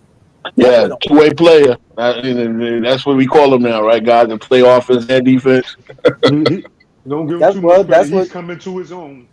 Isn't that what two-way means? I mean, there's a lot of other things that for two-way, but in basketball, back in the day, we just called them players because everybody played defense. I'm just saying. The key for Minnesota to win the game a lie. That's a lie. Nobody ever called Magic a two-way player. And you got the league in steals twice. So, Magic was not a defender. Not gonna do that. It was, and matter of fact, the only people who got called two-way players were guards. They never called Kareem a two-way player. They never called Wilt a two-way player. Yeah, because as a center, you better hold down the paint, or But they did call Jerry West a two-way player. They did call Clyde Frazier a two-way player. You know what's crazy? A lot of centers back in the day would be unplayable today. I'm trying to think of centers. Name them. Let's name them. Let's have this combo. Mutombo. Let's start with Mutombo. Mutombo. Rudy Gobert is a 4-time defensive player of the year. What does Rudy Gobert have that Mutombo didn't? He's more athletic, more skilled. Marginally. Not marginally. Completely. Rudy's a great athlete. Actually, I'm looking at Rudy out there. Never. Against these guards, against these athletes. That's what you're looking at. I see him guarding Luka. Yeah, because Luka's not that fleet of foot. It doesn't matter. Luka's still a guard. Luka's still creative. Luka's creative. He's shot, and he's staying in front of him. Mutombo can't do that. As a matter of fact, if Mutombo tried to guard Luka, Mutombo would end up falling on the floor, bro. He wouldn't even get out there. He wouldn't even be able to get as far as 27 feet from the rim. He wouldn't even get out as far as Rudy Gobert got out there on him. He wouldn't even Rudy got concrete feet, bro. Especially at this age. Knicks fan, and I don't think Patrick Ewing could play. Even though offensively he would be a monster, I don't think he'd be able to play well in this era. Patrick Ewing had an 8-foot wingspan. He had his knees issues, but Patrick Ewing, he played well. I don't think he would translate well to this era. Was he very skilled? Yes, but he would have trouble playing the perimeter. He would have trouble. See, when y'all do this, do y'all really watch Luka and Joker play? These guys are not the most blazing fast players on either side of the ball. They're super skilled. Skilled. But then Ewing wasn't skilled.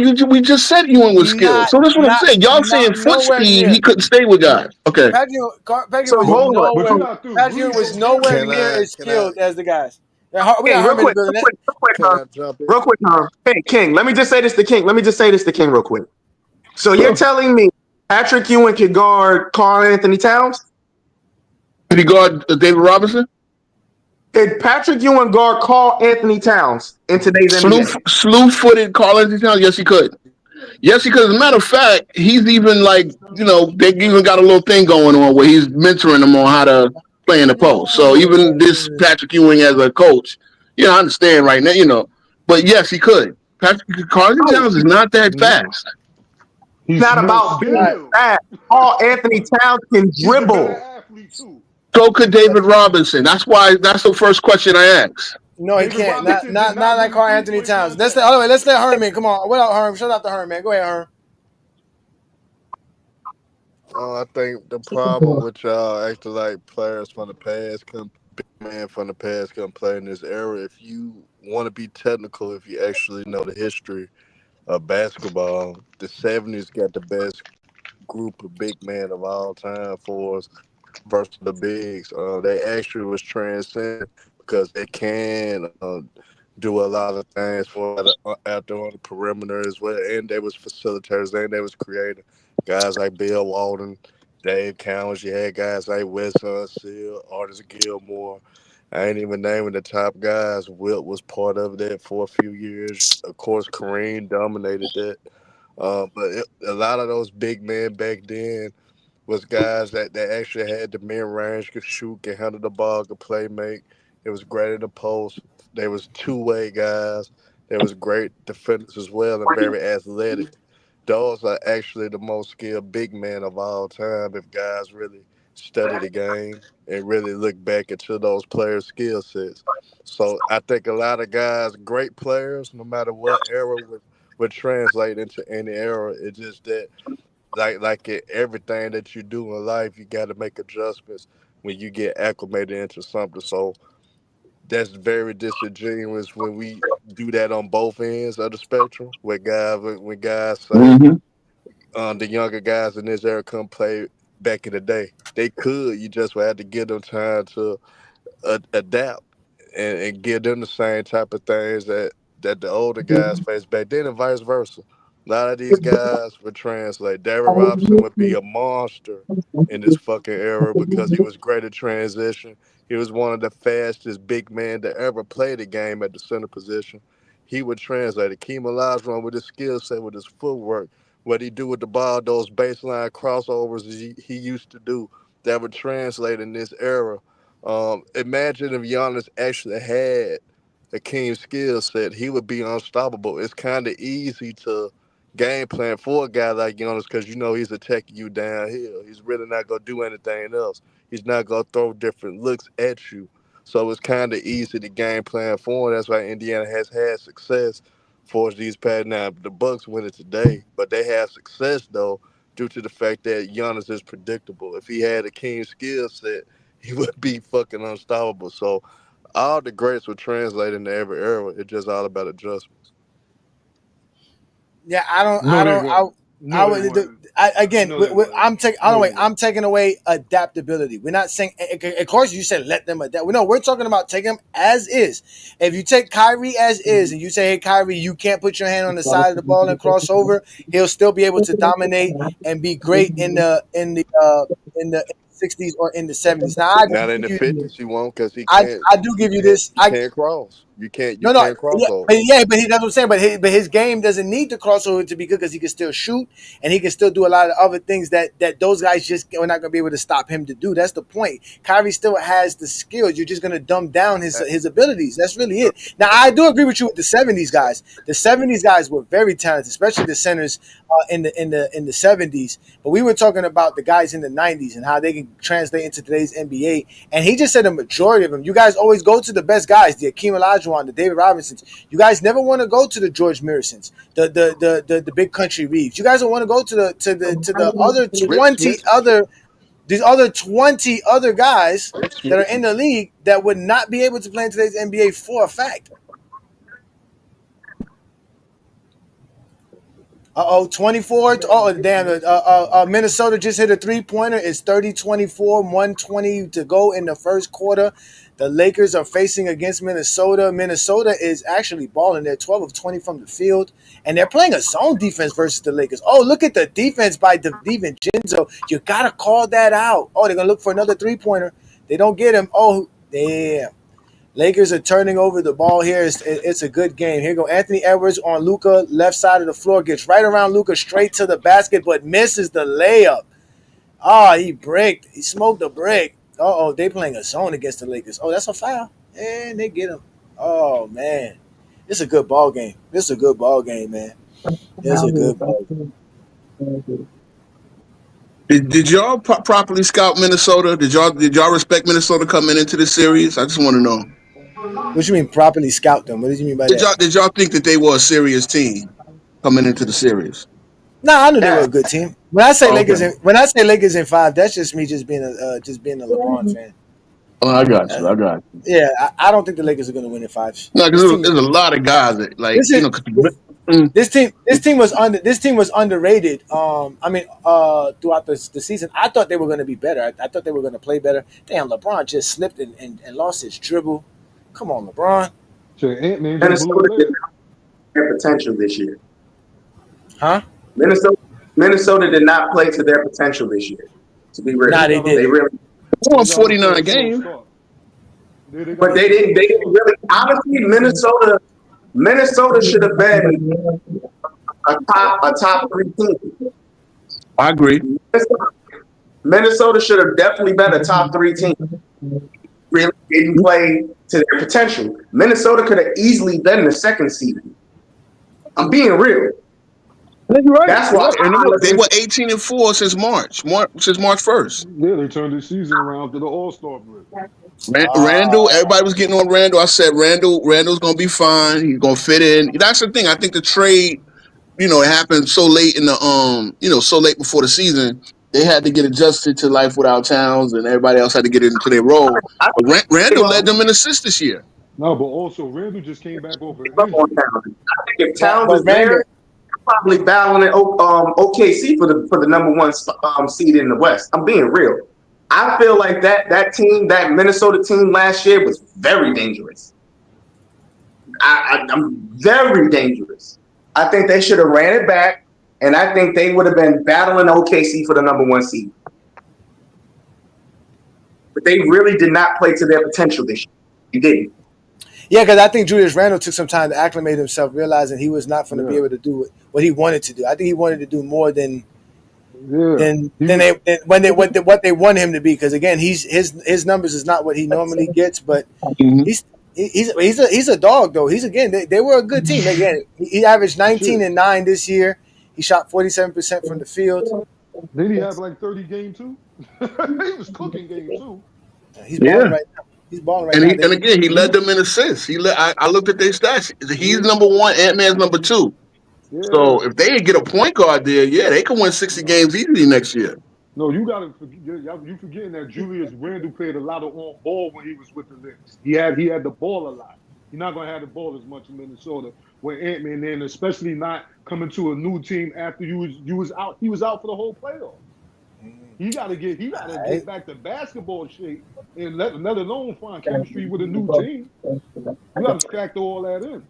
Yeah, I'm happy for Randall because I had to hear for years he couldn't play in the playoffs.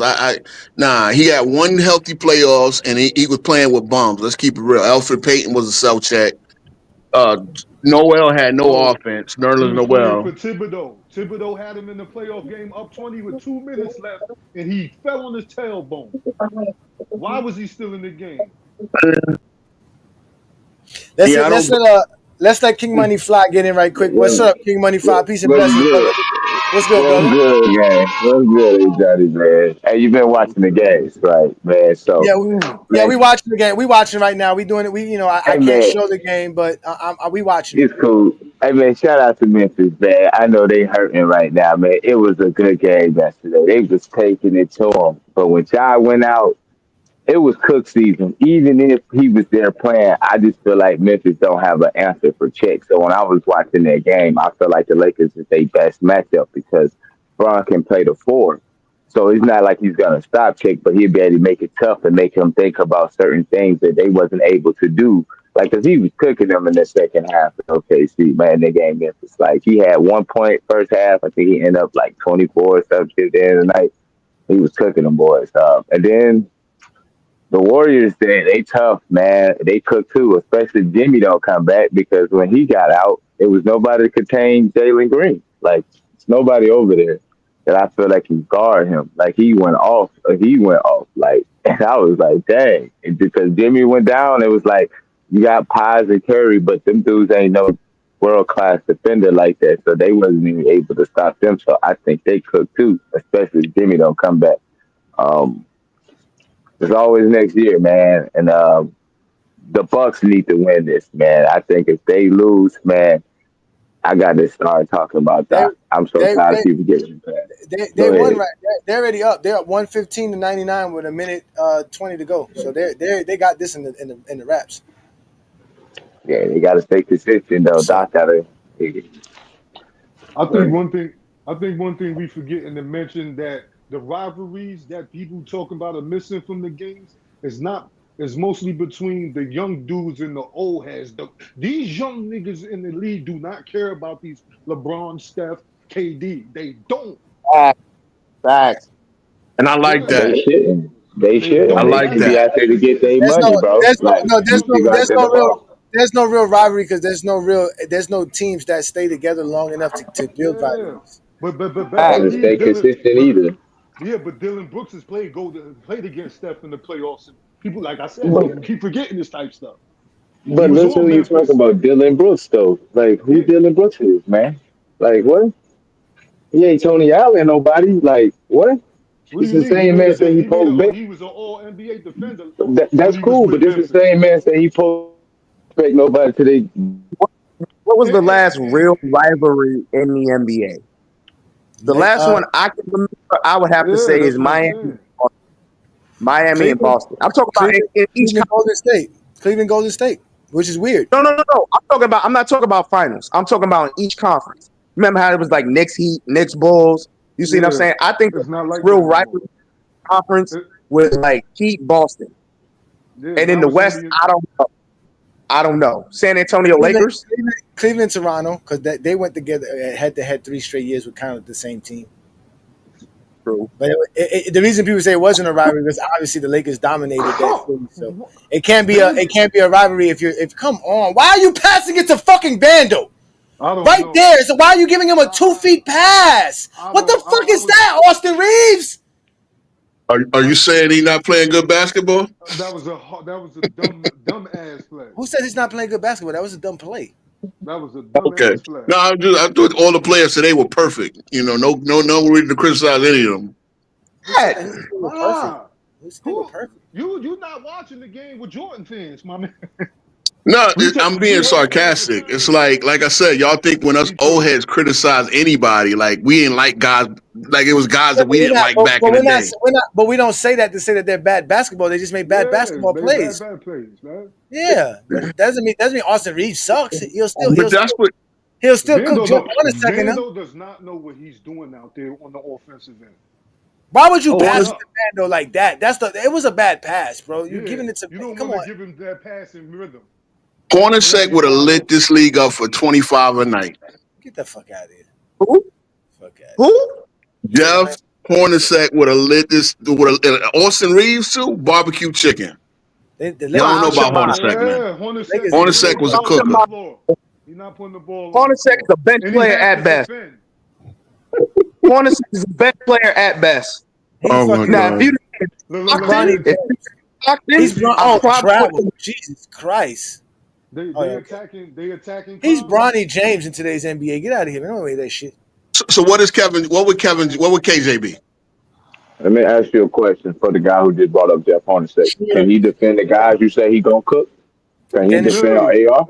No. I mean, is AR like Gary Payton in his prime? It don't matter. You talking about Jeff Hornacek?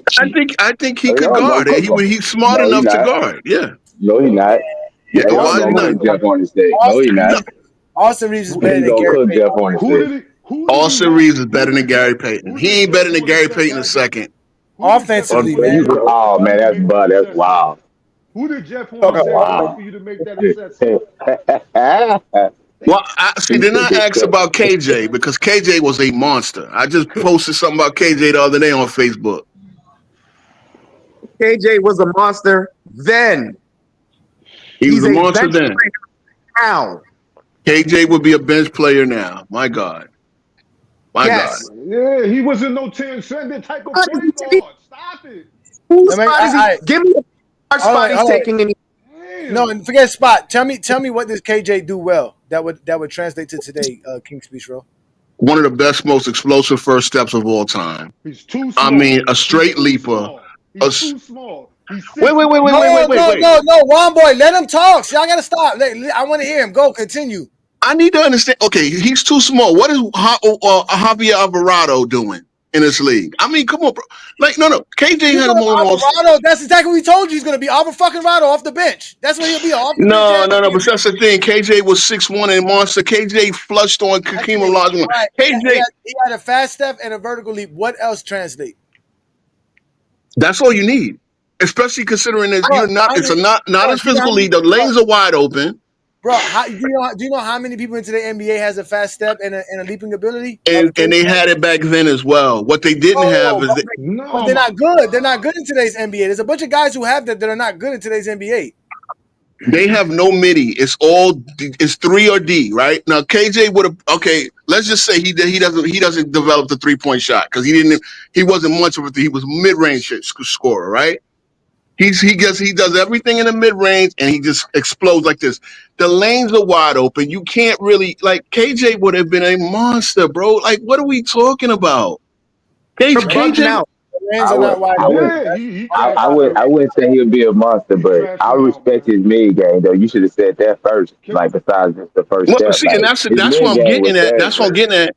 That's what I'm getting at because everybody, last time I was here, everybody had a mid range back in the day, and if you look at 96, because last time I was up here, I was on Lamont's channel, and y'all said, okay, DeMar DeRozan has a mid range, right?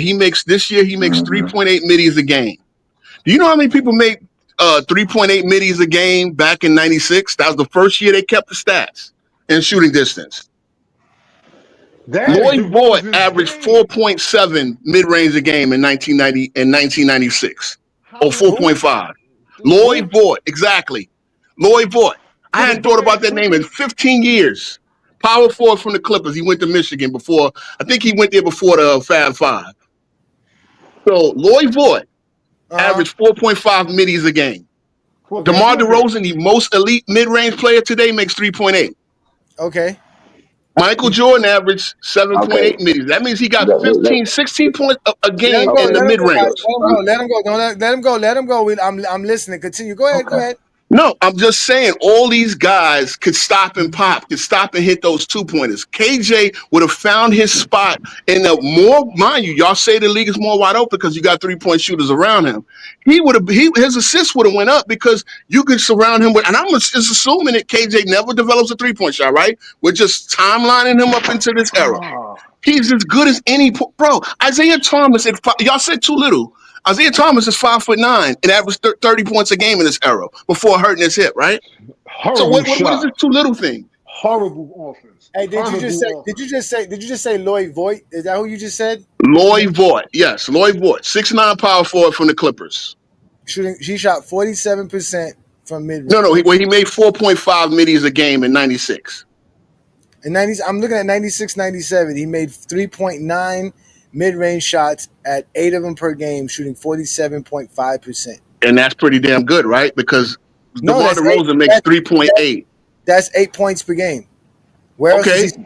Oh wait, when we go look at the rest, we go look at the rest of what he does. He doesn't shoot no 3-pointers, so he only is going to give you 8 points per game. Plus, he gives you 2 shots. He's giving you 10 points per game, my friend. This man's giving you 10. But that's what I'm saying. That's his whole operating area. Lloyd Voigt was like average. I hadn't thought about Lloyd Voigt in years. In today's NBA, he would be obsolete because that area is not necessary. It's horrible. But nobody cares about you shooting mid range. You're shooting at 47%. It's not gonna change nothing. I got a guy shooting 35% from 3-point land, 37% from 3-point land, which is way better than his mid range. Now, see, Lloyd Voigt. Okay, so you got to understand. Back in '96, Lloyd Voigt conversation. But see, that's the point I'm making, bro. Okay, go. Let me tell you something. KJ shot 42% from mid range, bro. That is not that spectacular. That's. But it actually is pretty good because most people ain't shooting 42% in this era in the mid range. No, don't do that. Don't do that. Let's do that. Give me look. I researched after the last time I was up here. There are only 7. If I'm gonna call you a mid-range operator in any era, you got to make at least 1.5 mid-range a game, and you got to do it at a 45% clip. Do you know how many guys qualify in this era? Because in this era they don't take too many. I know, but the guys that do take it are the lead scorers. Let's go to the guys who shoot at least, who make at least, because you didn't do that with the other guy. These are the guys that make at least 1.5 mid-range shots per game in today's NBA. Let's start with Anthony Davis. He shoots 42%. Paul George, 42%. Jalen Brunson, 45%. He's an operator. Joel Embiid shoots 38%, but Joel Embiid didn't play that many games. Yeah, throw this year away from Embiid. Cam Thompson shoots 49%. Kawhi Leonard shoots 48%. Jamal Murray shoots 45%. Giannis shoots 44%, making almost there, 44%. Banchero shoots 42%. Devin Booker 52%. He's an operator. SGA shoots 50%. Kevin Durant, 53%. Brandon Ingram shoots 45%, and DeMar DeRozan shoots 46%. These are all the guys who make at least 1.5 mid-range shots in today's NBA, and they all shoot it well. Besides Joel Embiid, which you said don't count, and they all. But you notice those are the better scorers in the league, right? You just went down the best scorers in the league, right? No, I did it. Jamal. I mean, a lot of them. Basically, most of the people you name are great scorers. No, right? But they all because if we go to how many 3-pointers they make, they all shoot more 3-pointers than they shoot mid range. No, I get it, but I'm saying the guys that can shoot mid range, especially the ones that shoot it well, are the best scorers, right? The guys over 50%, Booker, Kevin Durant, right? Those are the DeRozan is still a great scorer, right? The best scorers in today's NBA, you would have Kevin Durant because he still averages 27. Brunson's in there, yep. Brunson, SGA, Devin Booker, Giannis. But again, Giannis takes 11 bad shots at the rim. Giannis takes 14 of his shots inside of 10 feet. But I understand that point. But that's what I'm saying. No, but you can't say because they make 2 shots at mid range that's why they're one of the best scorers in the league. That's disingenuous, brother. No, but my point is they have, and remember, because Kevin Garnett, Paul Pierce, and Ray Allen all said this on camera. we were mid-range players. We like even Ray Allen, one of the greatest shooters of all time, said, I always took my first shot of the game in the mid-range. I never came out and shot a three. I'm shooting most of my threes off of offensive rebound or defensive breakdowns. I'm not just coming out and dropping a 30-footer. This is the big three Celtics, right? The guys that LeBron couldn't master until he went to Miami. So they said we played in the mid-range. Now, like I said, the guys that I qualify as mid-range operators, 1.5 make, and that's not a lot. Because if I go back to the 90s, then I look at there's at least 28 guys in 96 that qualify. At least 28 guys. You know two of the people who qualified? Steve Kerr, who shot, I think he made 55% of his mid-range in 96, 97. 55%. Steve Kerr. Like one of the greatest three-point shooters of all time, he could also make the mid-range as well. Jordan could kick it out for an 18-footer to him. And Muggsy Bogues would be an elite mid-range player today. I'm just saying. This is an assumption that they never developed their three. They weren't elite then. Right. No. See, they weren't elite scorers, but they could. But if you look at their mid-range shooting, they were great. They will be elite as far as mid-range shooting. Please. If Muggsy was in Minnesota, he's the last guy on the bench. Was Earl Boykins the last guy on the bench, or did Earl Boykins have a nice career as well? Bro, he want to have Lloyd Boyd. About back then, about right now. Players now, they're the last guy on. Was Earl Boykins? I need to know why Earl Boykins was much better than Muggsy Bogues.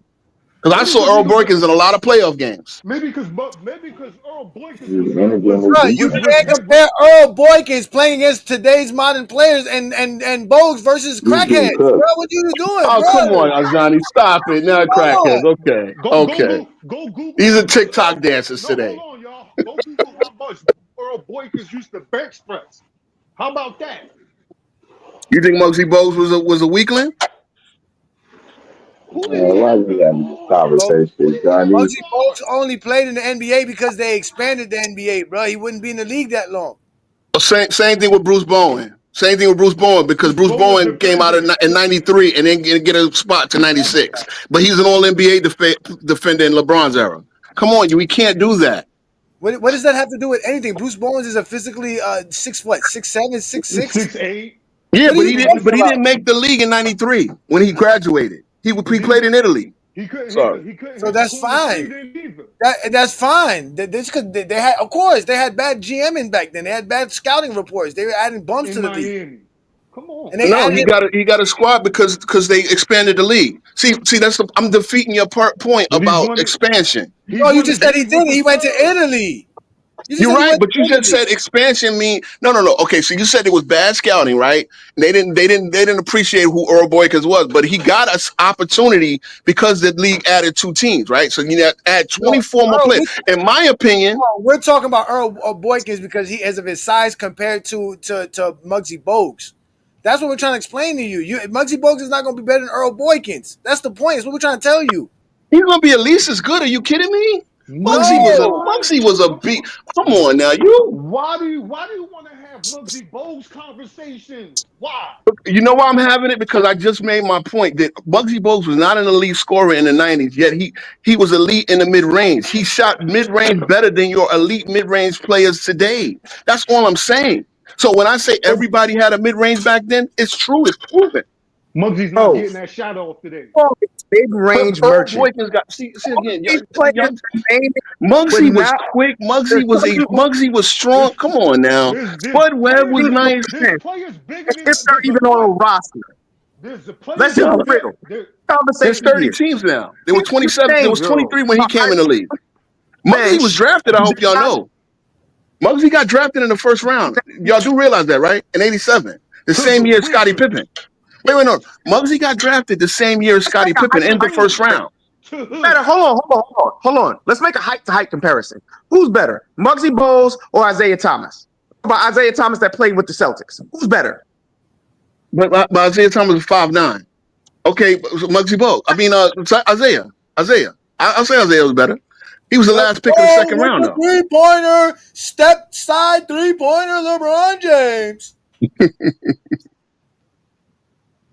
Like this conversation is insane.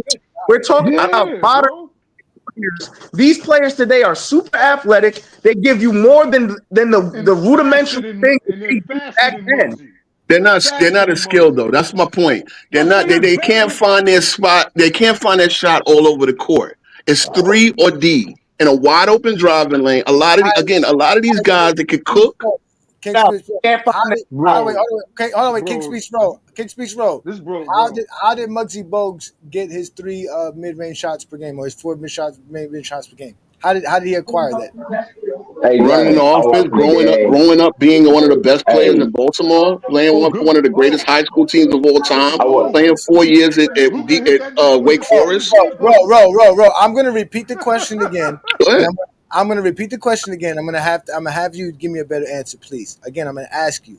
You just broke down and asked us about how players are scoring. I'm asking you, how did Muggsy Bogues get off those 4 mid-range shots per game in 1996-97 where he was hitting them at 50%? How did he do it? Did he do it off the screen and roll? Did he do it off the dribble?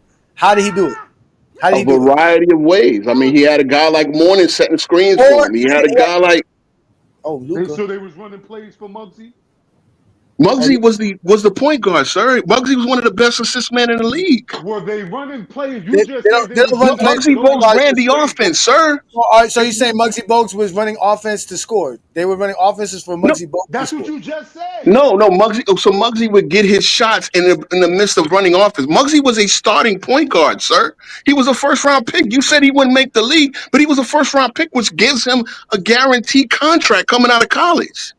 That's a fact. Hold on. I gotta talk to I gotta talk to a GOAT James Kingdom member. Hold on, y'all. Darnell Heights. The reason the mid-range shot is a bad shot in today's NBA because it is the least efficient shot.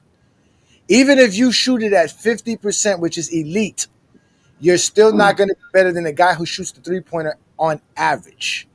So the idea isn't to get a mid-range shot because no matter how good you shoot it, how many times you shoot it, it's still not going to be effective enough to beat somebody else who's jacking up a bunch of threes.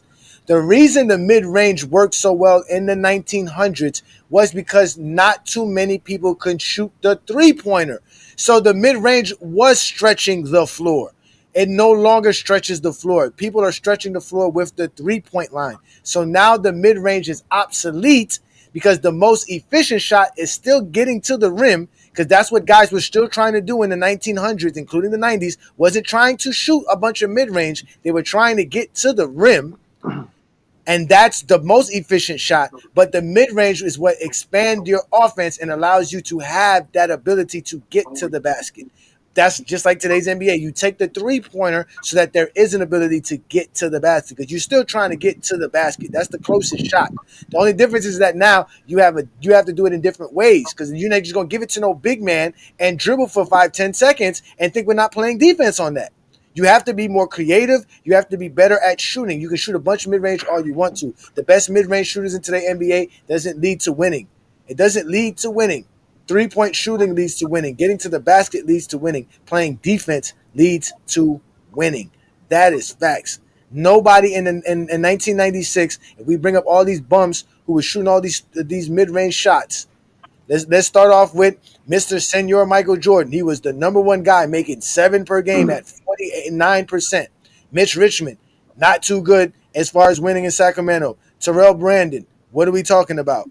Abdul Rahul Sacramento, what are we talking about? Glenn Robinson in Milwaukee, what are we talking about? Then you get to Karl Malone. Rookie year. Yeah, we get to Utah. Then we get a guy in Utah with Karl Malone. That's they're winning over there. We already know how horrible. Another guy on the Charlotte Hornets, who's making them deadly? Reggie Miller was all right in 96, 97. I guess you got him. He brought up Lloyd Voigt. They played for the Clippers. Let's not even mention him. Then we got Tom Gugliotta, Minnesota. Bums. Scottie Pippen on the Bulls with Jordan. Then another Cleveland guy, Danny Ferry. New Jersey Net, Kendall Gill, Grant Hill. Good team. Detroit. Again, a lot of these teams are losing teams, man. So they're all Wait, but did you name other than Gugliotta? No, Gugliotta actually the Wizards made the playoffs. Dude, trash, man. So everybody's trash. Again, Everybody's trash. Again, if I go of the, that Kevin Durant and Booker make more mid range than they make threes. So should they just stop making mid range and shoot all threes, or should they work? Should they be 3-level scorers that they are, and be amongst the elite scorers? Kevin Durant's an elite. You just answered your own question. Why would they stop shooting? All right, let's do this. Right? You know why? Because y'all said the mid range. Let's do this. The teams in the 1996-97 season that took the most mid-range shots, the Minnesota Timberwolves. Were the Minnesota Timberwolves a good team in 1997?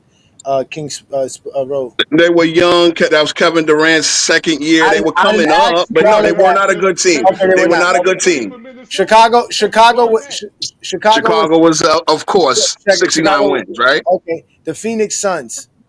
They were good. In 1996, the 97 Phoenix Suns was a good team. They made the playoffs, didn't they? They still had Barkley. I don't know that. I don't think they were good that year. They made the play. I think they won 50-something wins. They still had Barkley, so they were still pretty good. But let me look this up because you're not gonna do your own research. We haven't played. I don't have this in front of me, sir. This is my memory. Okay, no, I know, no problem. I'm here to correct your memory. Here we go. Oh man, the Lakers are turning over the ball. I don't know what you. Watch Jordan Goodwin get back into play.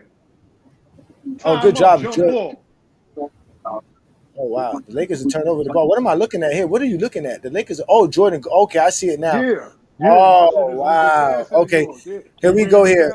Yeah, I'm a little bit behind. All right, the Phoenix Suns were 40-42. They were under 500. They didn't make the playoffs, but they were 40-42. They were okay. How many games did Barkley play that year? It doesn't matter. You said we're trying to figure out if mid-range shooting affects winning or not. The Charlotte Hornets. They made the playoffs. The Charlotte Hornets is the fourth team. What is the Charlotte Hornets record? The Charlotte Hornets record was 54-28, so they were a better team. Then we have the Utah Jazz. They had a better record. Then the Houston Rockets. What were the Houston Rockets record? They made the playoffs with Akeem. They were a playoff team as well. The Supersonics, the next team, they were another playoffs. Then we have the Clippers. So there we go. They got the Clippers. Clippers were bad. The Clippers were always just a bad franchise. Okay, so yeah, we got the Clippers. So the Clippers were a bad team. So far we got the Clippers, Minnesota, Phoenix, and that's really it. Then Detroit. What was Detroit? Detroit is number 9 and number 10. They were average with Grant Hill.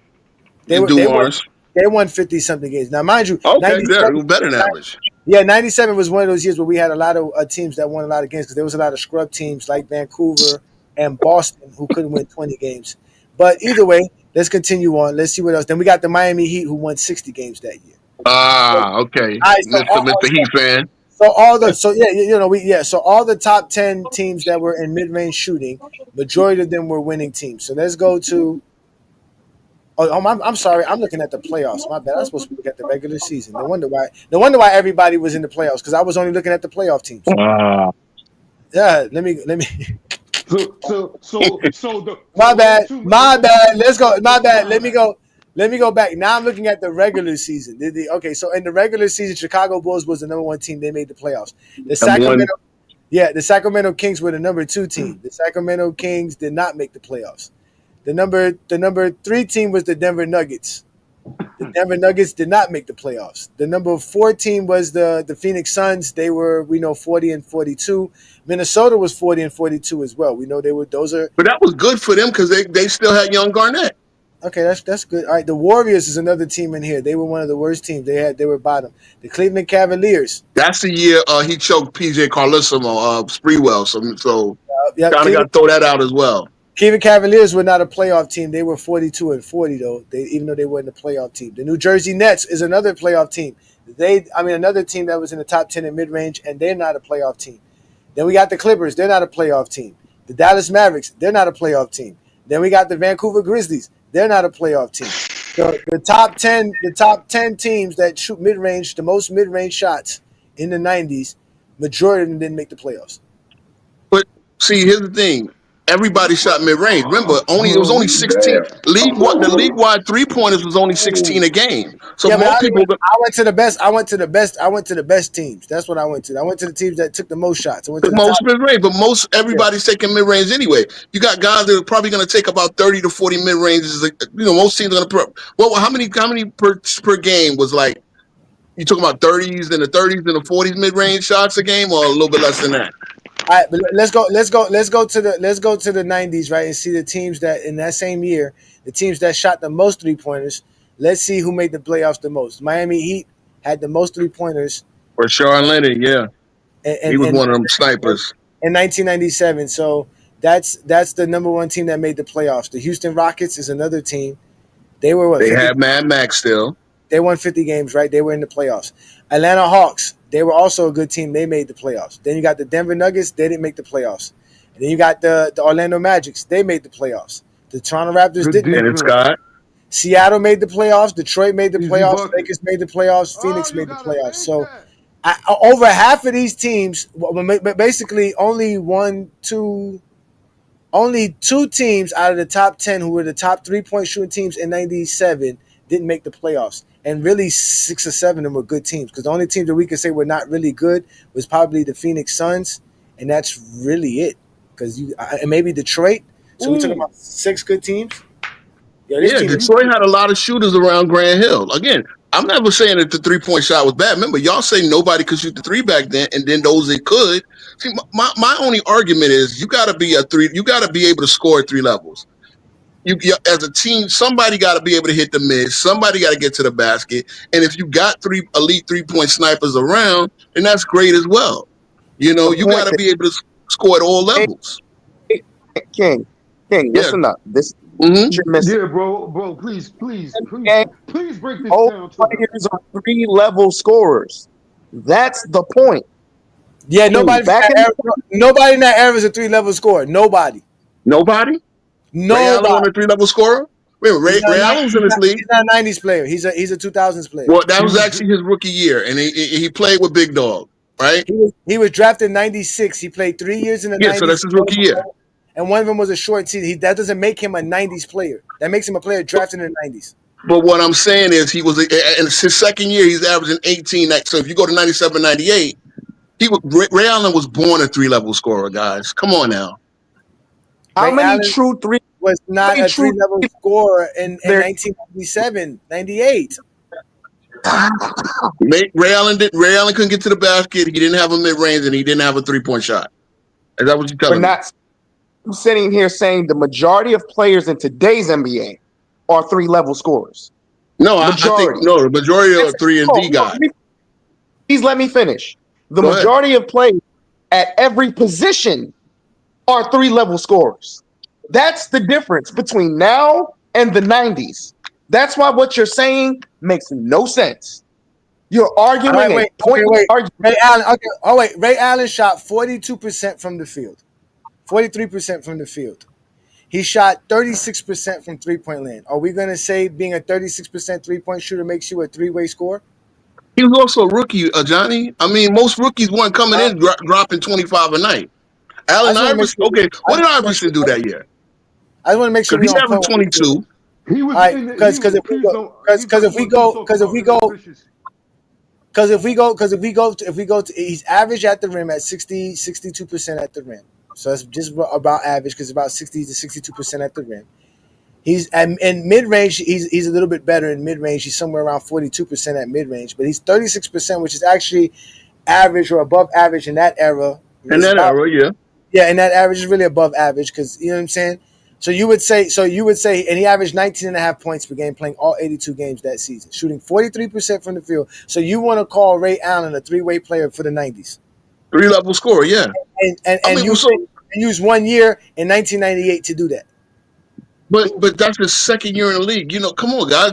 So why did you mention it, bro? What you mean? Why did I mention it? Because you guys, you see Ray Allen. That's why he's a 90s player. Because everything the real Ray Allen that you're talking about is Ray Allen is in the early 2000s. It's going to be 2001. Well, we know that's when he gets to the peak of his career and he's playing his best basketball. We understand that. Because Ray Allen known for. Because in 2000, what is Ray Allen known? Oh wait! In 2000, he averages 22 points per game, shooting 45% from the field, shooting 42% from three-point land. Now you want to call him a three-way scorer? We could say that. I can guarantee if we start looking at his numbers, then yeah, we're gonna start seeing elite three-way scorers. So let me go to his shooting here, right? So, because from distance, all right. So even here, hold on, wait, let me see here. This is nice. So in 2000. Now he's shooting better. He's shooting 66%.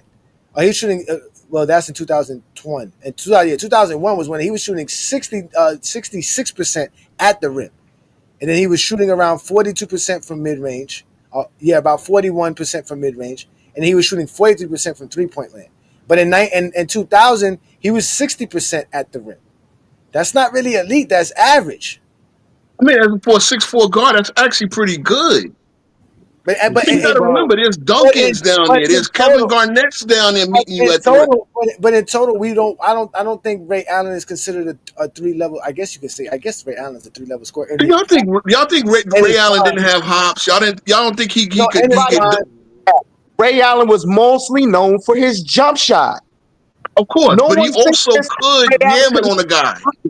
Was he Harold Miner? Was he a rider? No, but Ray Allen could yam it on a dude. Like Ray Allen was more athletic than y'all remember. I'm agreeing with you. At one point in his career, Ray Allen was known as a high flyer, but he steadily progressed and was known for his jump shooting. Period. A true 3-level scorer is somebody like a Paul George, somebody who can get to the rim, somebody who can operate in the mid-range, someone who can hit a three. Who consistently? We're talking about consistently. We're talking about somebody like I'm not going to even name the elite of the elite. We can even talk about somebody like Trae Young. Trae Young can get to the basket. Trae Young can operate in the mid-range and can shoot a three. We're talking about somebody like LaMelo Ball who can get to the rim, shoot a mid-range, and get to the three. You didn't have that in the 90s coming from a lot of players. That's nonsense. You tell me Penny Hardaway couldn't do all three of the things you just said LaMelo Ball could do. Please let me finish. Everyone had a specific role in the 90s. In today's NBA, it's basketball. They don't do that shit here. They don't do that role play bullshit in this league.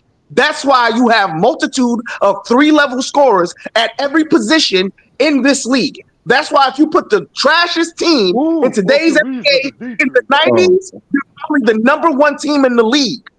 Easily. Just because they have the ability to shoot the three and stretch the floor. Are you telling me Luke Kennard is not a role player? I don't even understand why we've been on it this long. Yeah, because to be honest with you too, man. I know y'all don't. Let's let King go because we're really watching the game. We're all watching the game, and I can't show the game and do play-by-play because obviously everybody has a different timestamp than me and everything. So we just bypass the time. Once we get to halftime, I'm actually going to end the show. We can still stay on the stream and talk, gentlemen, if y'all want to do that.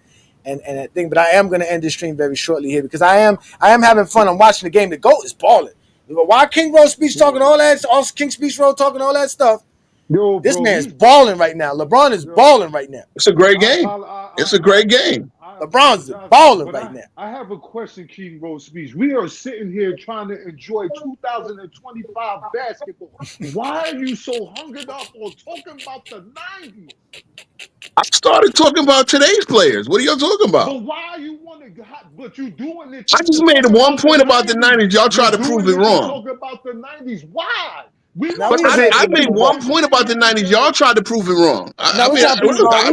We were trying to get an understanding. We were trying to get an understanding. We just trying to get an understanding. That's all. We just I got you.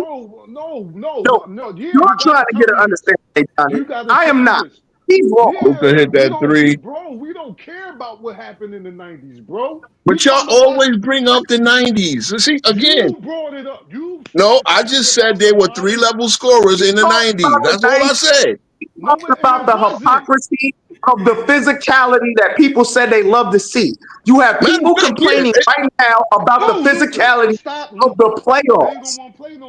Who's complaining though? Young niggas. Nah. I told you what young niggas. Don't bring it up. I told you that. Oh, dude, we complaining too, man. Who? About physicality? We crying for Steph? Yeah. I said it. They tickling Steph. Steph is tickling the elbow out there. It's to the point y'all cry so hard about an all-star. Like, oh, they don't play tough, bro. It's an all-star game, bro.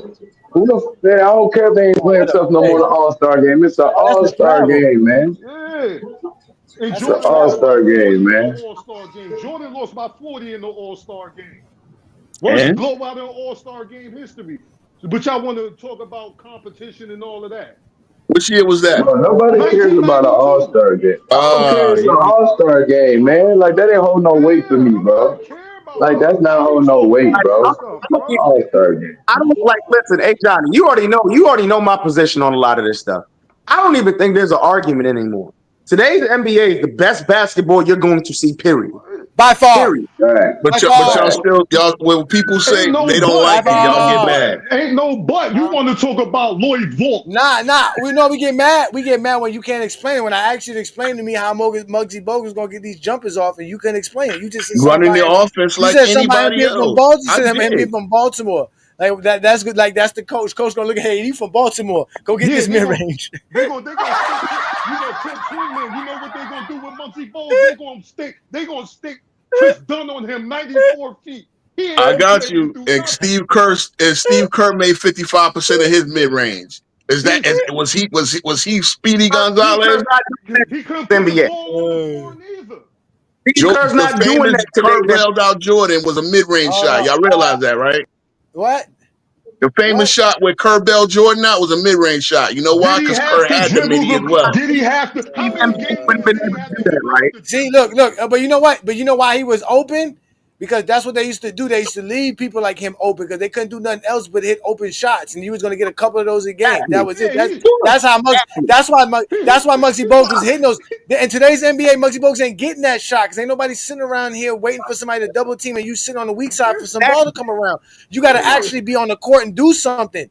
You gonna be you. We're not gonna guard. We can guard you standing over there at 18 feet from the rim. He's gonna have to step 22 feet from the rim, 23 feet from the rim, and when he does that, he's gonna be bricking, and he can't do nothing once the ball's in his hand. He's gonna be a liability. You know, we started this. We talk about Hornacek and KJ, right? And y'all said KJ wouldn't do, which is just wild. If anybody y'all could give props, it would be KJ. I mean, come on. KJ is gonna be on the end of the bench. No, AJ going to be on. Before we go, wait. Before y'all go on a tangent, let's stop it now. Let's update the people with what's going on because we keep telling y'all it is Lakers in 5. Because right now we are looking at the GOAT balling right now. So, ladies and gentlemen, the Lakers are up right now at halftime, 58-54, in a brilliant matchup, Game 3 in Minnesota. The GOAT is 9 of 12 from the field, 2 for 4 from the from the three-point land, 6 rebounds, 2 assists, 1 steal, and 1 block, 0 turnovers with 22 points, ladies and gentlemen, while Luka Doncic only has 8 points. He's 1 of 5 from the three-point land, 3 of 9 from the field. He does have 5 assists, but Luka Doncic only has 8 points. Austin Reeves has made an appearance today. He has 14 points, 4 of 8 shooting from the three-point land. He is balling. So those are the Lakers headlining stories there. And, of course, Jaden McDaniels is saving the Warriors. The Wolves. If the Wolves are going to win this series, it's going to be predicated on Jaden McDaniels. He has 14 points leading the team. Julius Randle is second. And tied in first with 14 points as well. But obviously, Anthony Edwards, I told Chilltown this. They are going to shit on Anthony Edwards when they lose this series and they go back and look at his numbers and see that he did not perform the way they thought he should have performed, and they're going to start calling him kind of weak names because he keeps getting compared to Michael Jordan, and supposedly he's been on the phone with Michael Jordan as Michael Jordan has been mentoring him and motivating him. And now let's see how much y'all going to say that as he's 5 of 14 from the field with only 12 points, and that is the score. The actual Timberwolves are shooting 23% from the three-point land. They're shooting 42% overall for the game. They are not playing too well. They only have what's this? Let me see here. They have 25 rebounds. That's not looking too good. But the Lakers got 32 rebounds, but the Lakers are shooting 52% from the field and 43% from the three-point land. So with that being said, the Lakers are in good control of this game. They're up 58-54, leading. LeBron James got them doing that. So we keep telling y'all it is Lakers in 5. Lakers in 5. Lakers in 5. Lakers in 5. Lakers in 5. Lakers in 5. Lakers in 5. Lakers in 5. Lakers in 5. Lakers in 5. Lakers in 5. It don't matter. Divorce court, child support, Lou Dort. Lakers in 5. KC, KFC, UFC. Bigger than 5. It doesn't matter. Chris Paul, Jake Paul, Logan Paul. Bigger than 5. Serge Ibaka, Chewbacca, Waka Flocka. Bigger than 5. Tyler Hero, superhero, guitar hero. Bigger than 5. You can have hard, you can have a park, you can get a garden. Bigger than 5. White side, back side, sunny side. Bigger than 5. Phoenix sun, Capri sun, the sun about to set. Bigger than 5. Bigger than 5. Bigger than 5. Bigger than 5. Bigger than 5. Bigger than 5. Bigger than 5. Bigger than 5. Bigger than 5. Bigger than 5. When you gonna put on Luke? Hey, yo, I don't got no sound on the game. The Minnesota cheerleaders look like they dancing to this shit. Hey, what the GOAT got, man? Hey, John, what the GOAT got right now at halftime? What he got, man? 22. What he got? He balling down. It's scary. It's up for the league, man. Hey, look at take the night off and they gonna win. Bro. If Luka decides to come alive second half and LeBron just does what LeBron does, this might be a blowout. It could possibly be a blowout.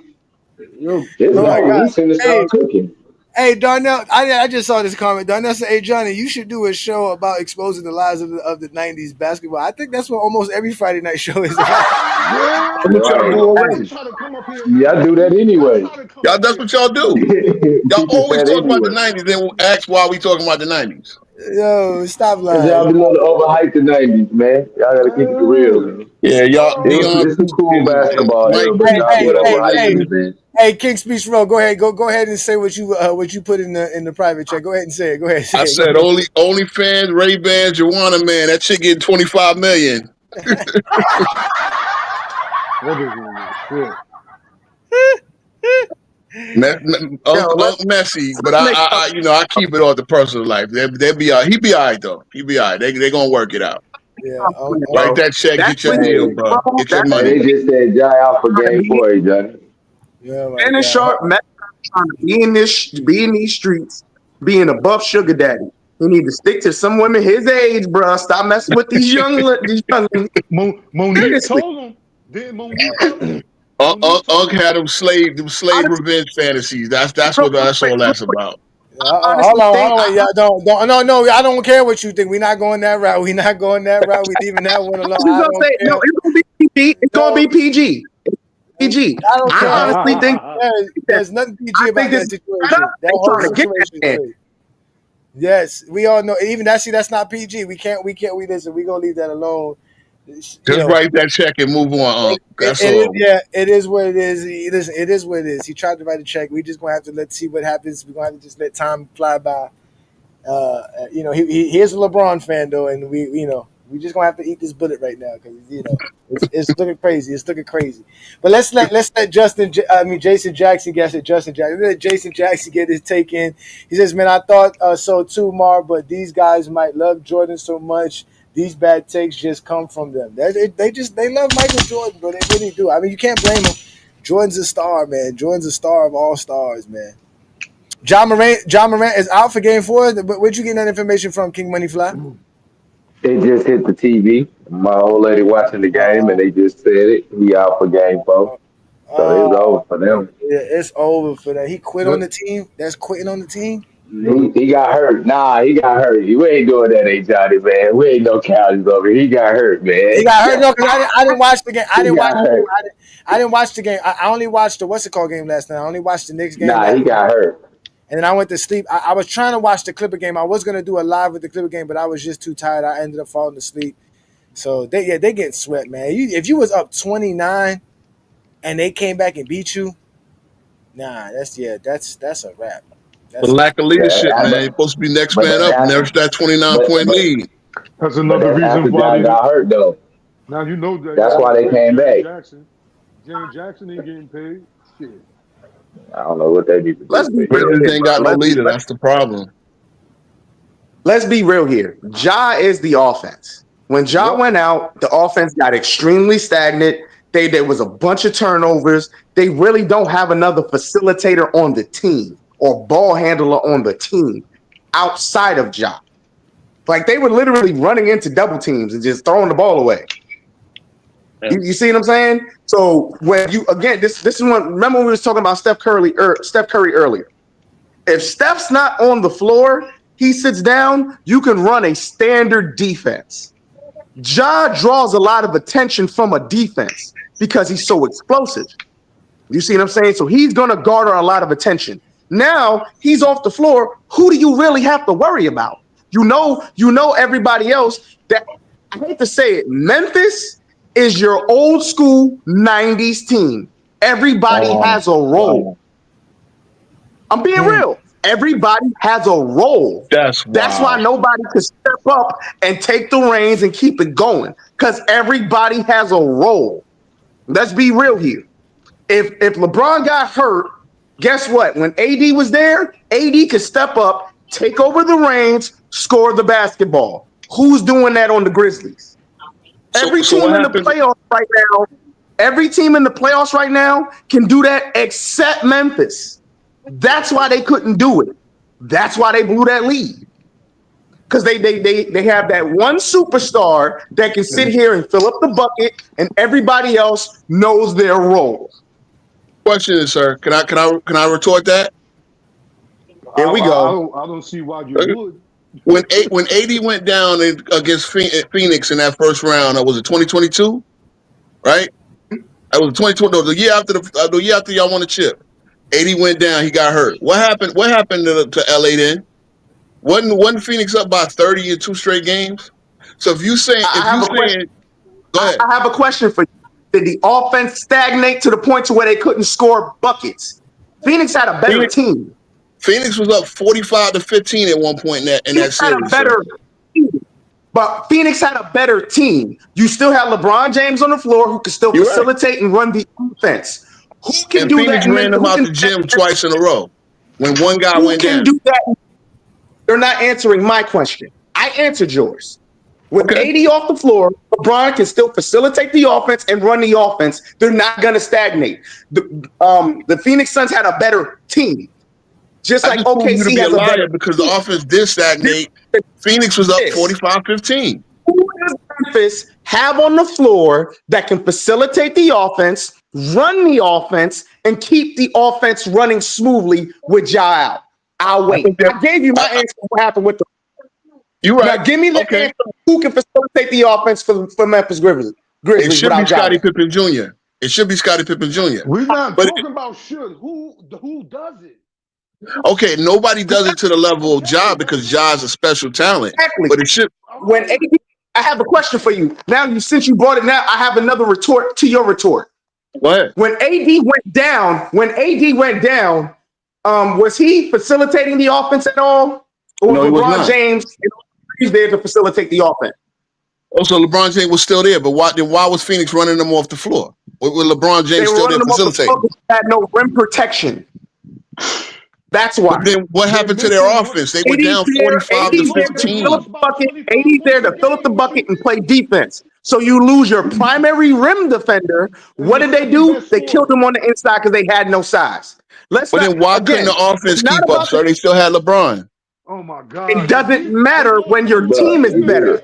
They lost their Right. By the same token, we know that OKC is a great team. 5-on-5. So even if LeBron James gives you 30, if you have KD giving you 30, and you have Devin Booker giving you 25. No, KD and Devin Booker. KD wasn't on that team. Booker was. Players are going to step up again. At the end of the day, Phoenix had a better team.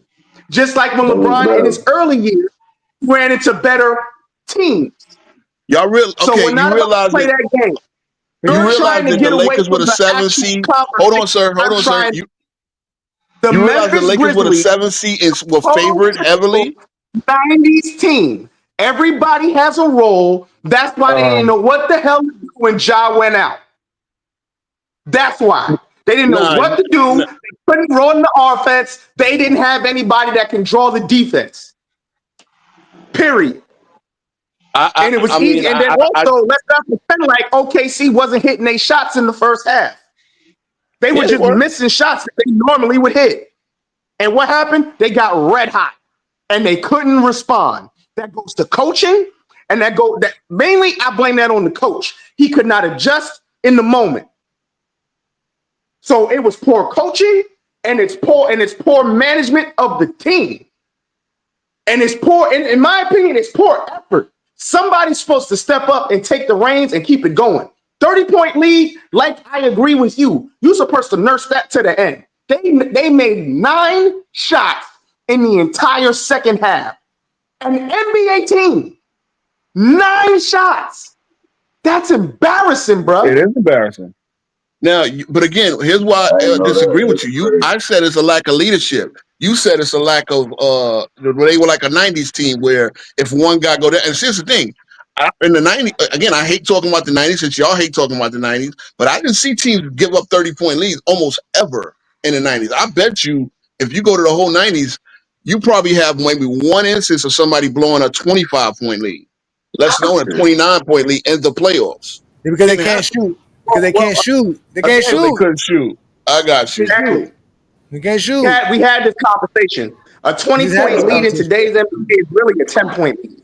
You're right, and I agree. I agree with that. 30-point lead. It's 6 30-point lead in today's NBA. A 30-point lead in today's NBA really is a 20-point lead. Because let's not fake. I already said it. A 2-minute run from one of these teams in the NBA, they can erase a 20-point lead in a matter of seconds. So let's not pretend like it didn't shock me. This isn't even the first time this has happened in the modern NBA.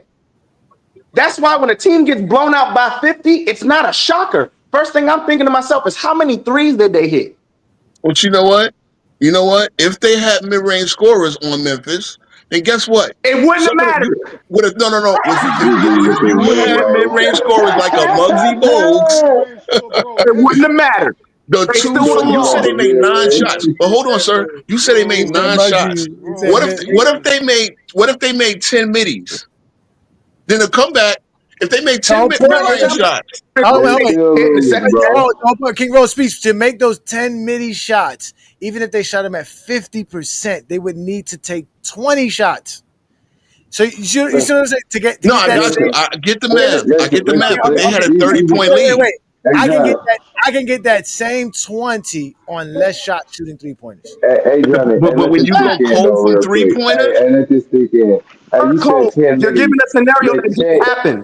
They were red hot. Period. Check hit like 4 or 5 threes in the second half, bro. So them 10 minutes getting ate up by Check 4 threes he hit in the second half. Plus the rest of the team was cooking. So like that many ain't gonna move nothing, bro. You're wrong. You're wrong, sir. You're wrong. You're not. You're thinking I'm saying 10 minis and no threes. I'm saying 10 minis plus the threes. They would have nursed the lead. Bro, at the end of the day, facts. That's what I'm saying. You're going through a scenario. We're going by what happened in the game. It was turnover after turnover. Those turnovers turned into 3-point shots. So if you get 2 turnovers that turn into 6 points and you go down and hit a 3 or a 2, I still scored more points than you in that sequence. Okay, you're right. For the rest of the game, I'm going to erase your lead. I love your Stephen A impression, but here's the thing. All right, look at my team. We played last night too. My Knicks played last night. We made 12 3-pointers. We made most of them in the first half. We had a 13-point lead at halftime, right? Okay, Jackson Hayes. We only made 9 shots. Say again? No, we didn't. We only made most of them. But wait a minute, sir. I'm telling you that most of our shots made in the second half were mid-range shots or at the basket. It doesn't matter. It was the other team hitting 3. You're missing my point. Or were we trading 2s? You're missing my point. Jalen Brunson is one of the best mid-range operators in the league. I guarantee you a couple of these shots. Or were they hitting 3s? No, they weren't. Actually, Detroit made more 3s in the second half, yet lost the game. But they came back. But we consistently kept scoring, right? With a lead, the Knicks kept scoring, but this is what I'm trying to tell you. The Knicks made their variety. We made a few 3s, but we made more mid-range shots and at-the-basket shots to nurse the lead. Detroit made a comeback. They made a couple of comebacks.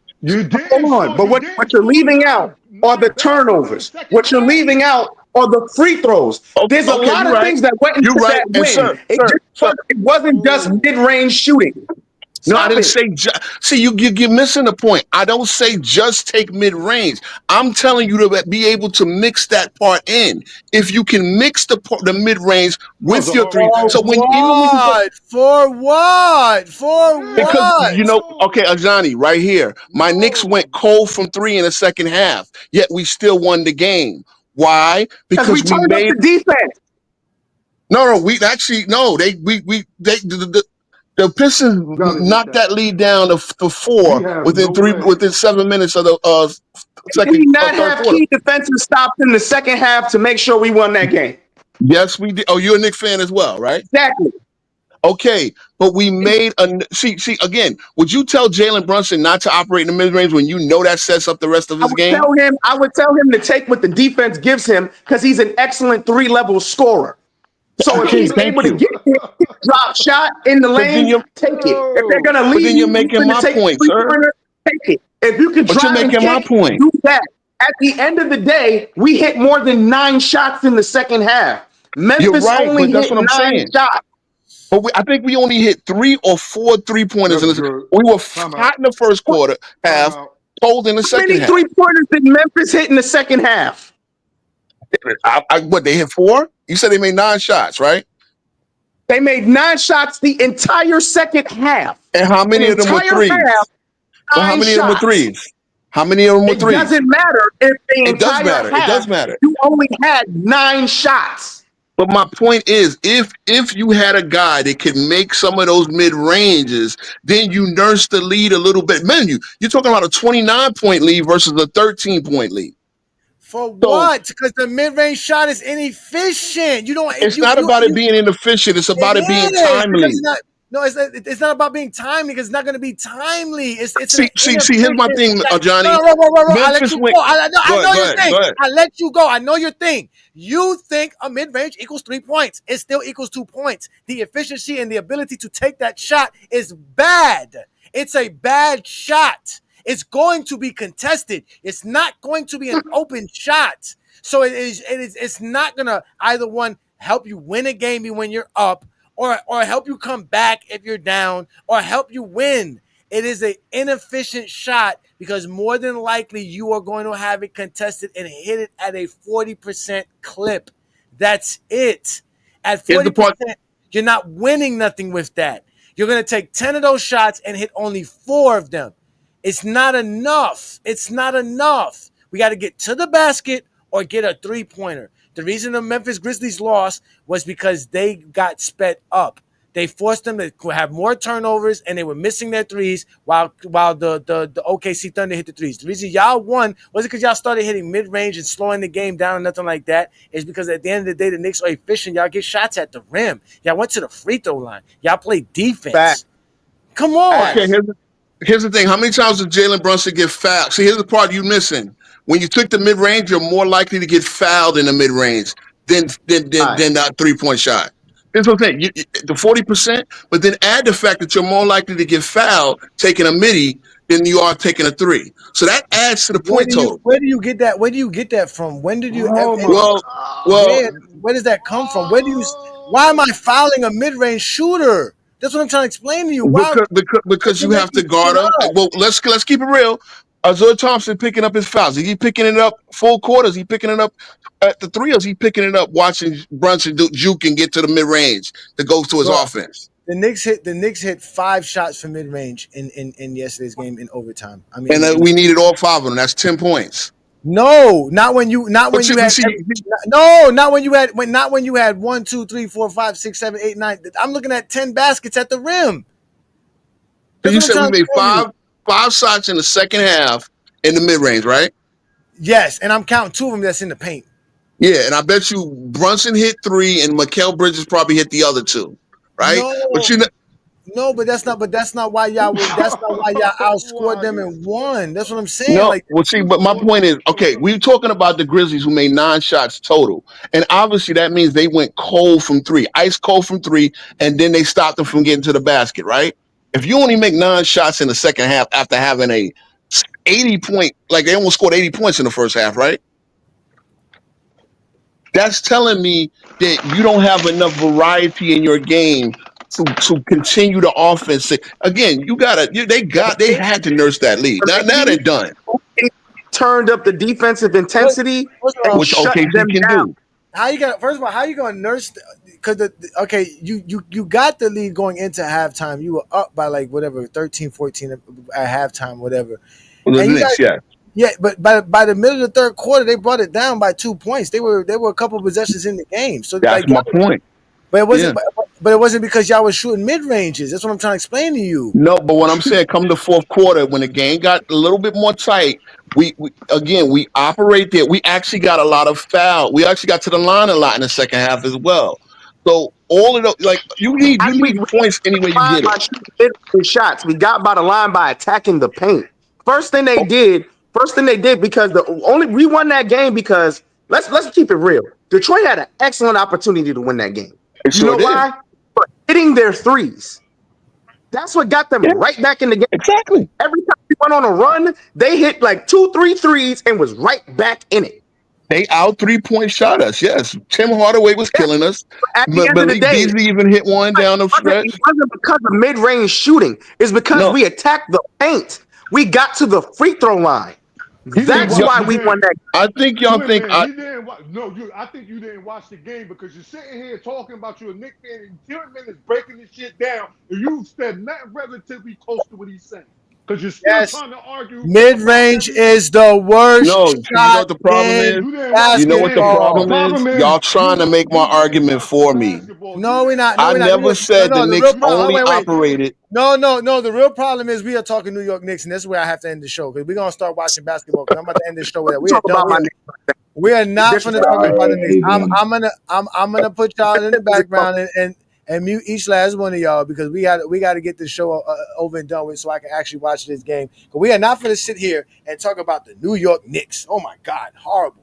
First off, mid-range shot is the worst shot in basketball. It's the least efficient shot, not only by field goal percentage, but also scoring efficiency.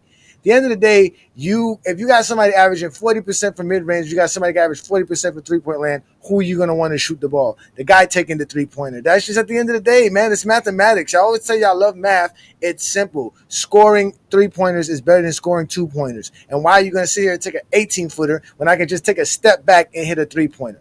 The Lakers are down right now, 72-68. As it is 6 minutes left to go in the third quarter. Luka Doncic is not playing well, but LeBron is, and it is a good ball game. I want to give a shout out to all you guys in the background. Don't leave yet because we're going to bring you back up once I end the show. As you guys know, this is the Friday Night Exposure with the Exposer. I do this every Friday night right here on the GOAT James Kingdom platform, plus on FYF Sports Debate. We are also live on Facebook as well. You guys know what to do best, man. Join the GOAT James Kingdom membership by going to the GOAT James Kingdom homepage on YouTube. Hit that join tab. You'll see all the different perks for becoming a member of the GOAT James Kingdom channel.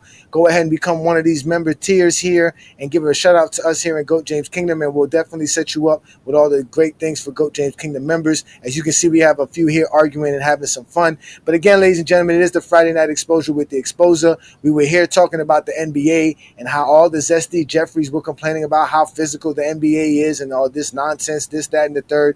Again, ladies and gentlemen, the game of basketball is better today. It doesn't even have to be as physical as they want it to be. But even as physical as today's NBA is, it's still beautiful, and we're going to appreciate it. If you guys like what we do, support us by checking us out every Sunday on the GOAT James Kingdom Show with B. Lee and Ajani. We do this live every Sunday noon Eastern Time right here on GOAT James Kingdom.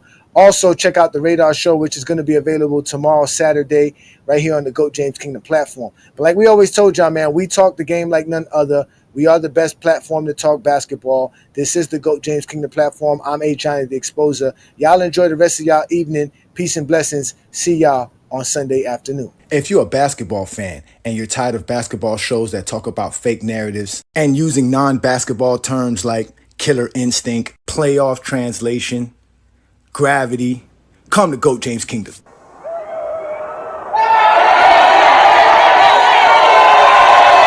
Welcome to GOAT James Kingdom, where basketball lives forever. You get to enjoy B. Lee and Ajani talk basketball every Sunday noon Eastern Time right here on the GOAT James Kingdom channel.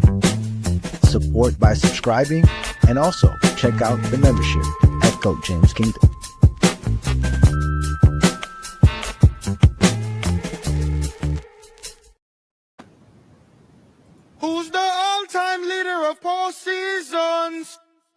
Pacers, Braun.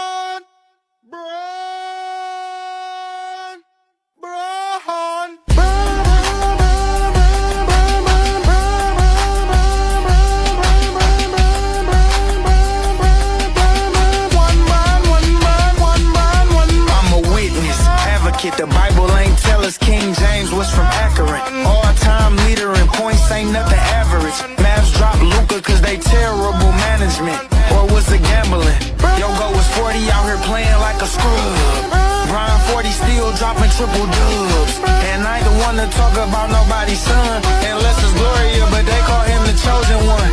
Stephen A. trolling. We seen that boxing video, that uppercut bogus. Akron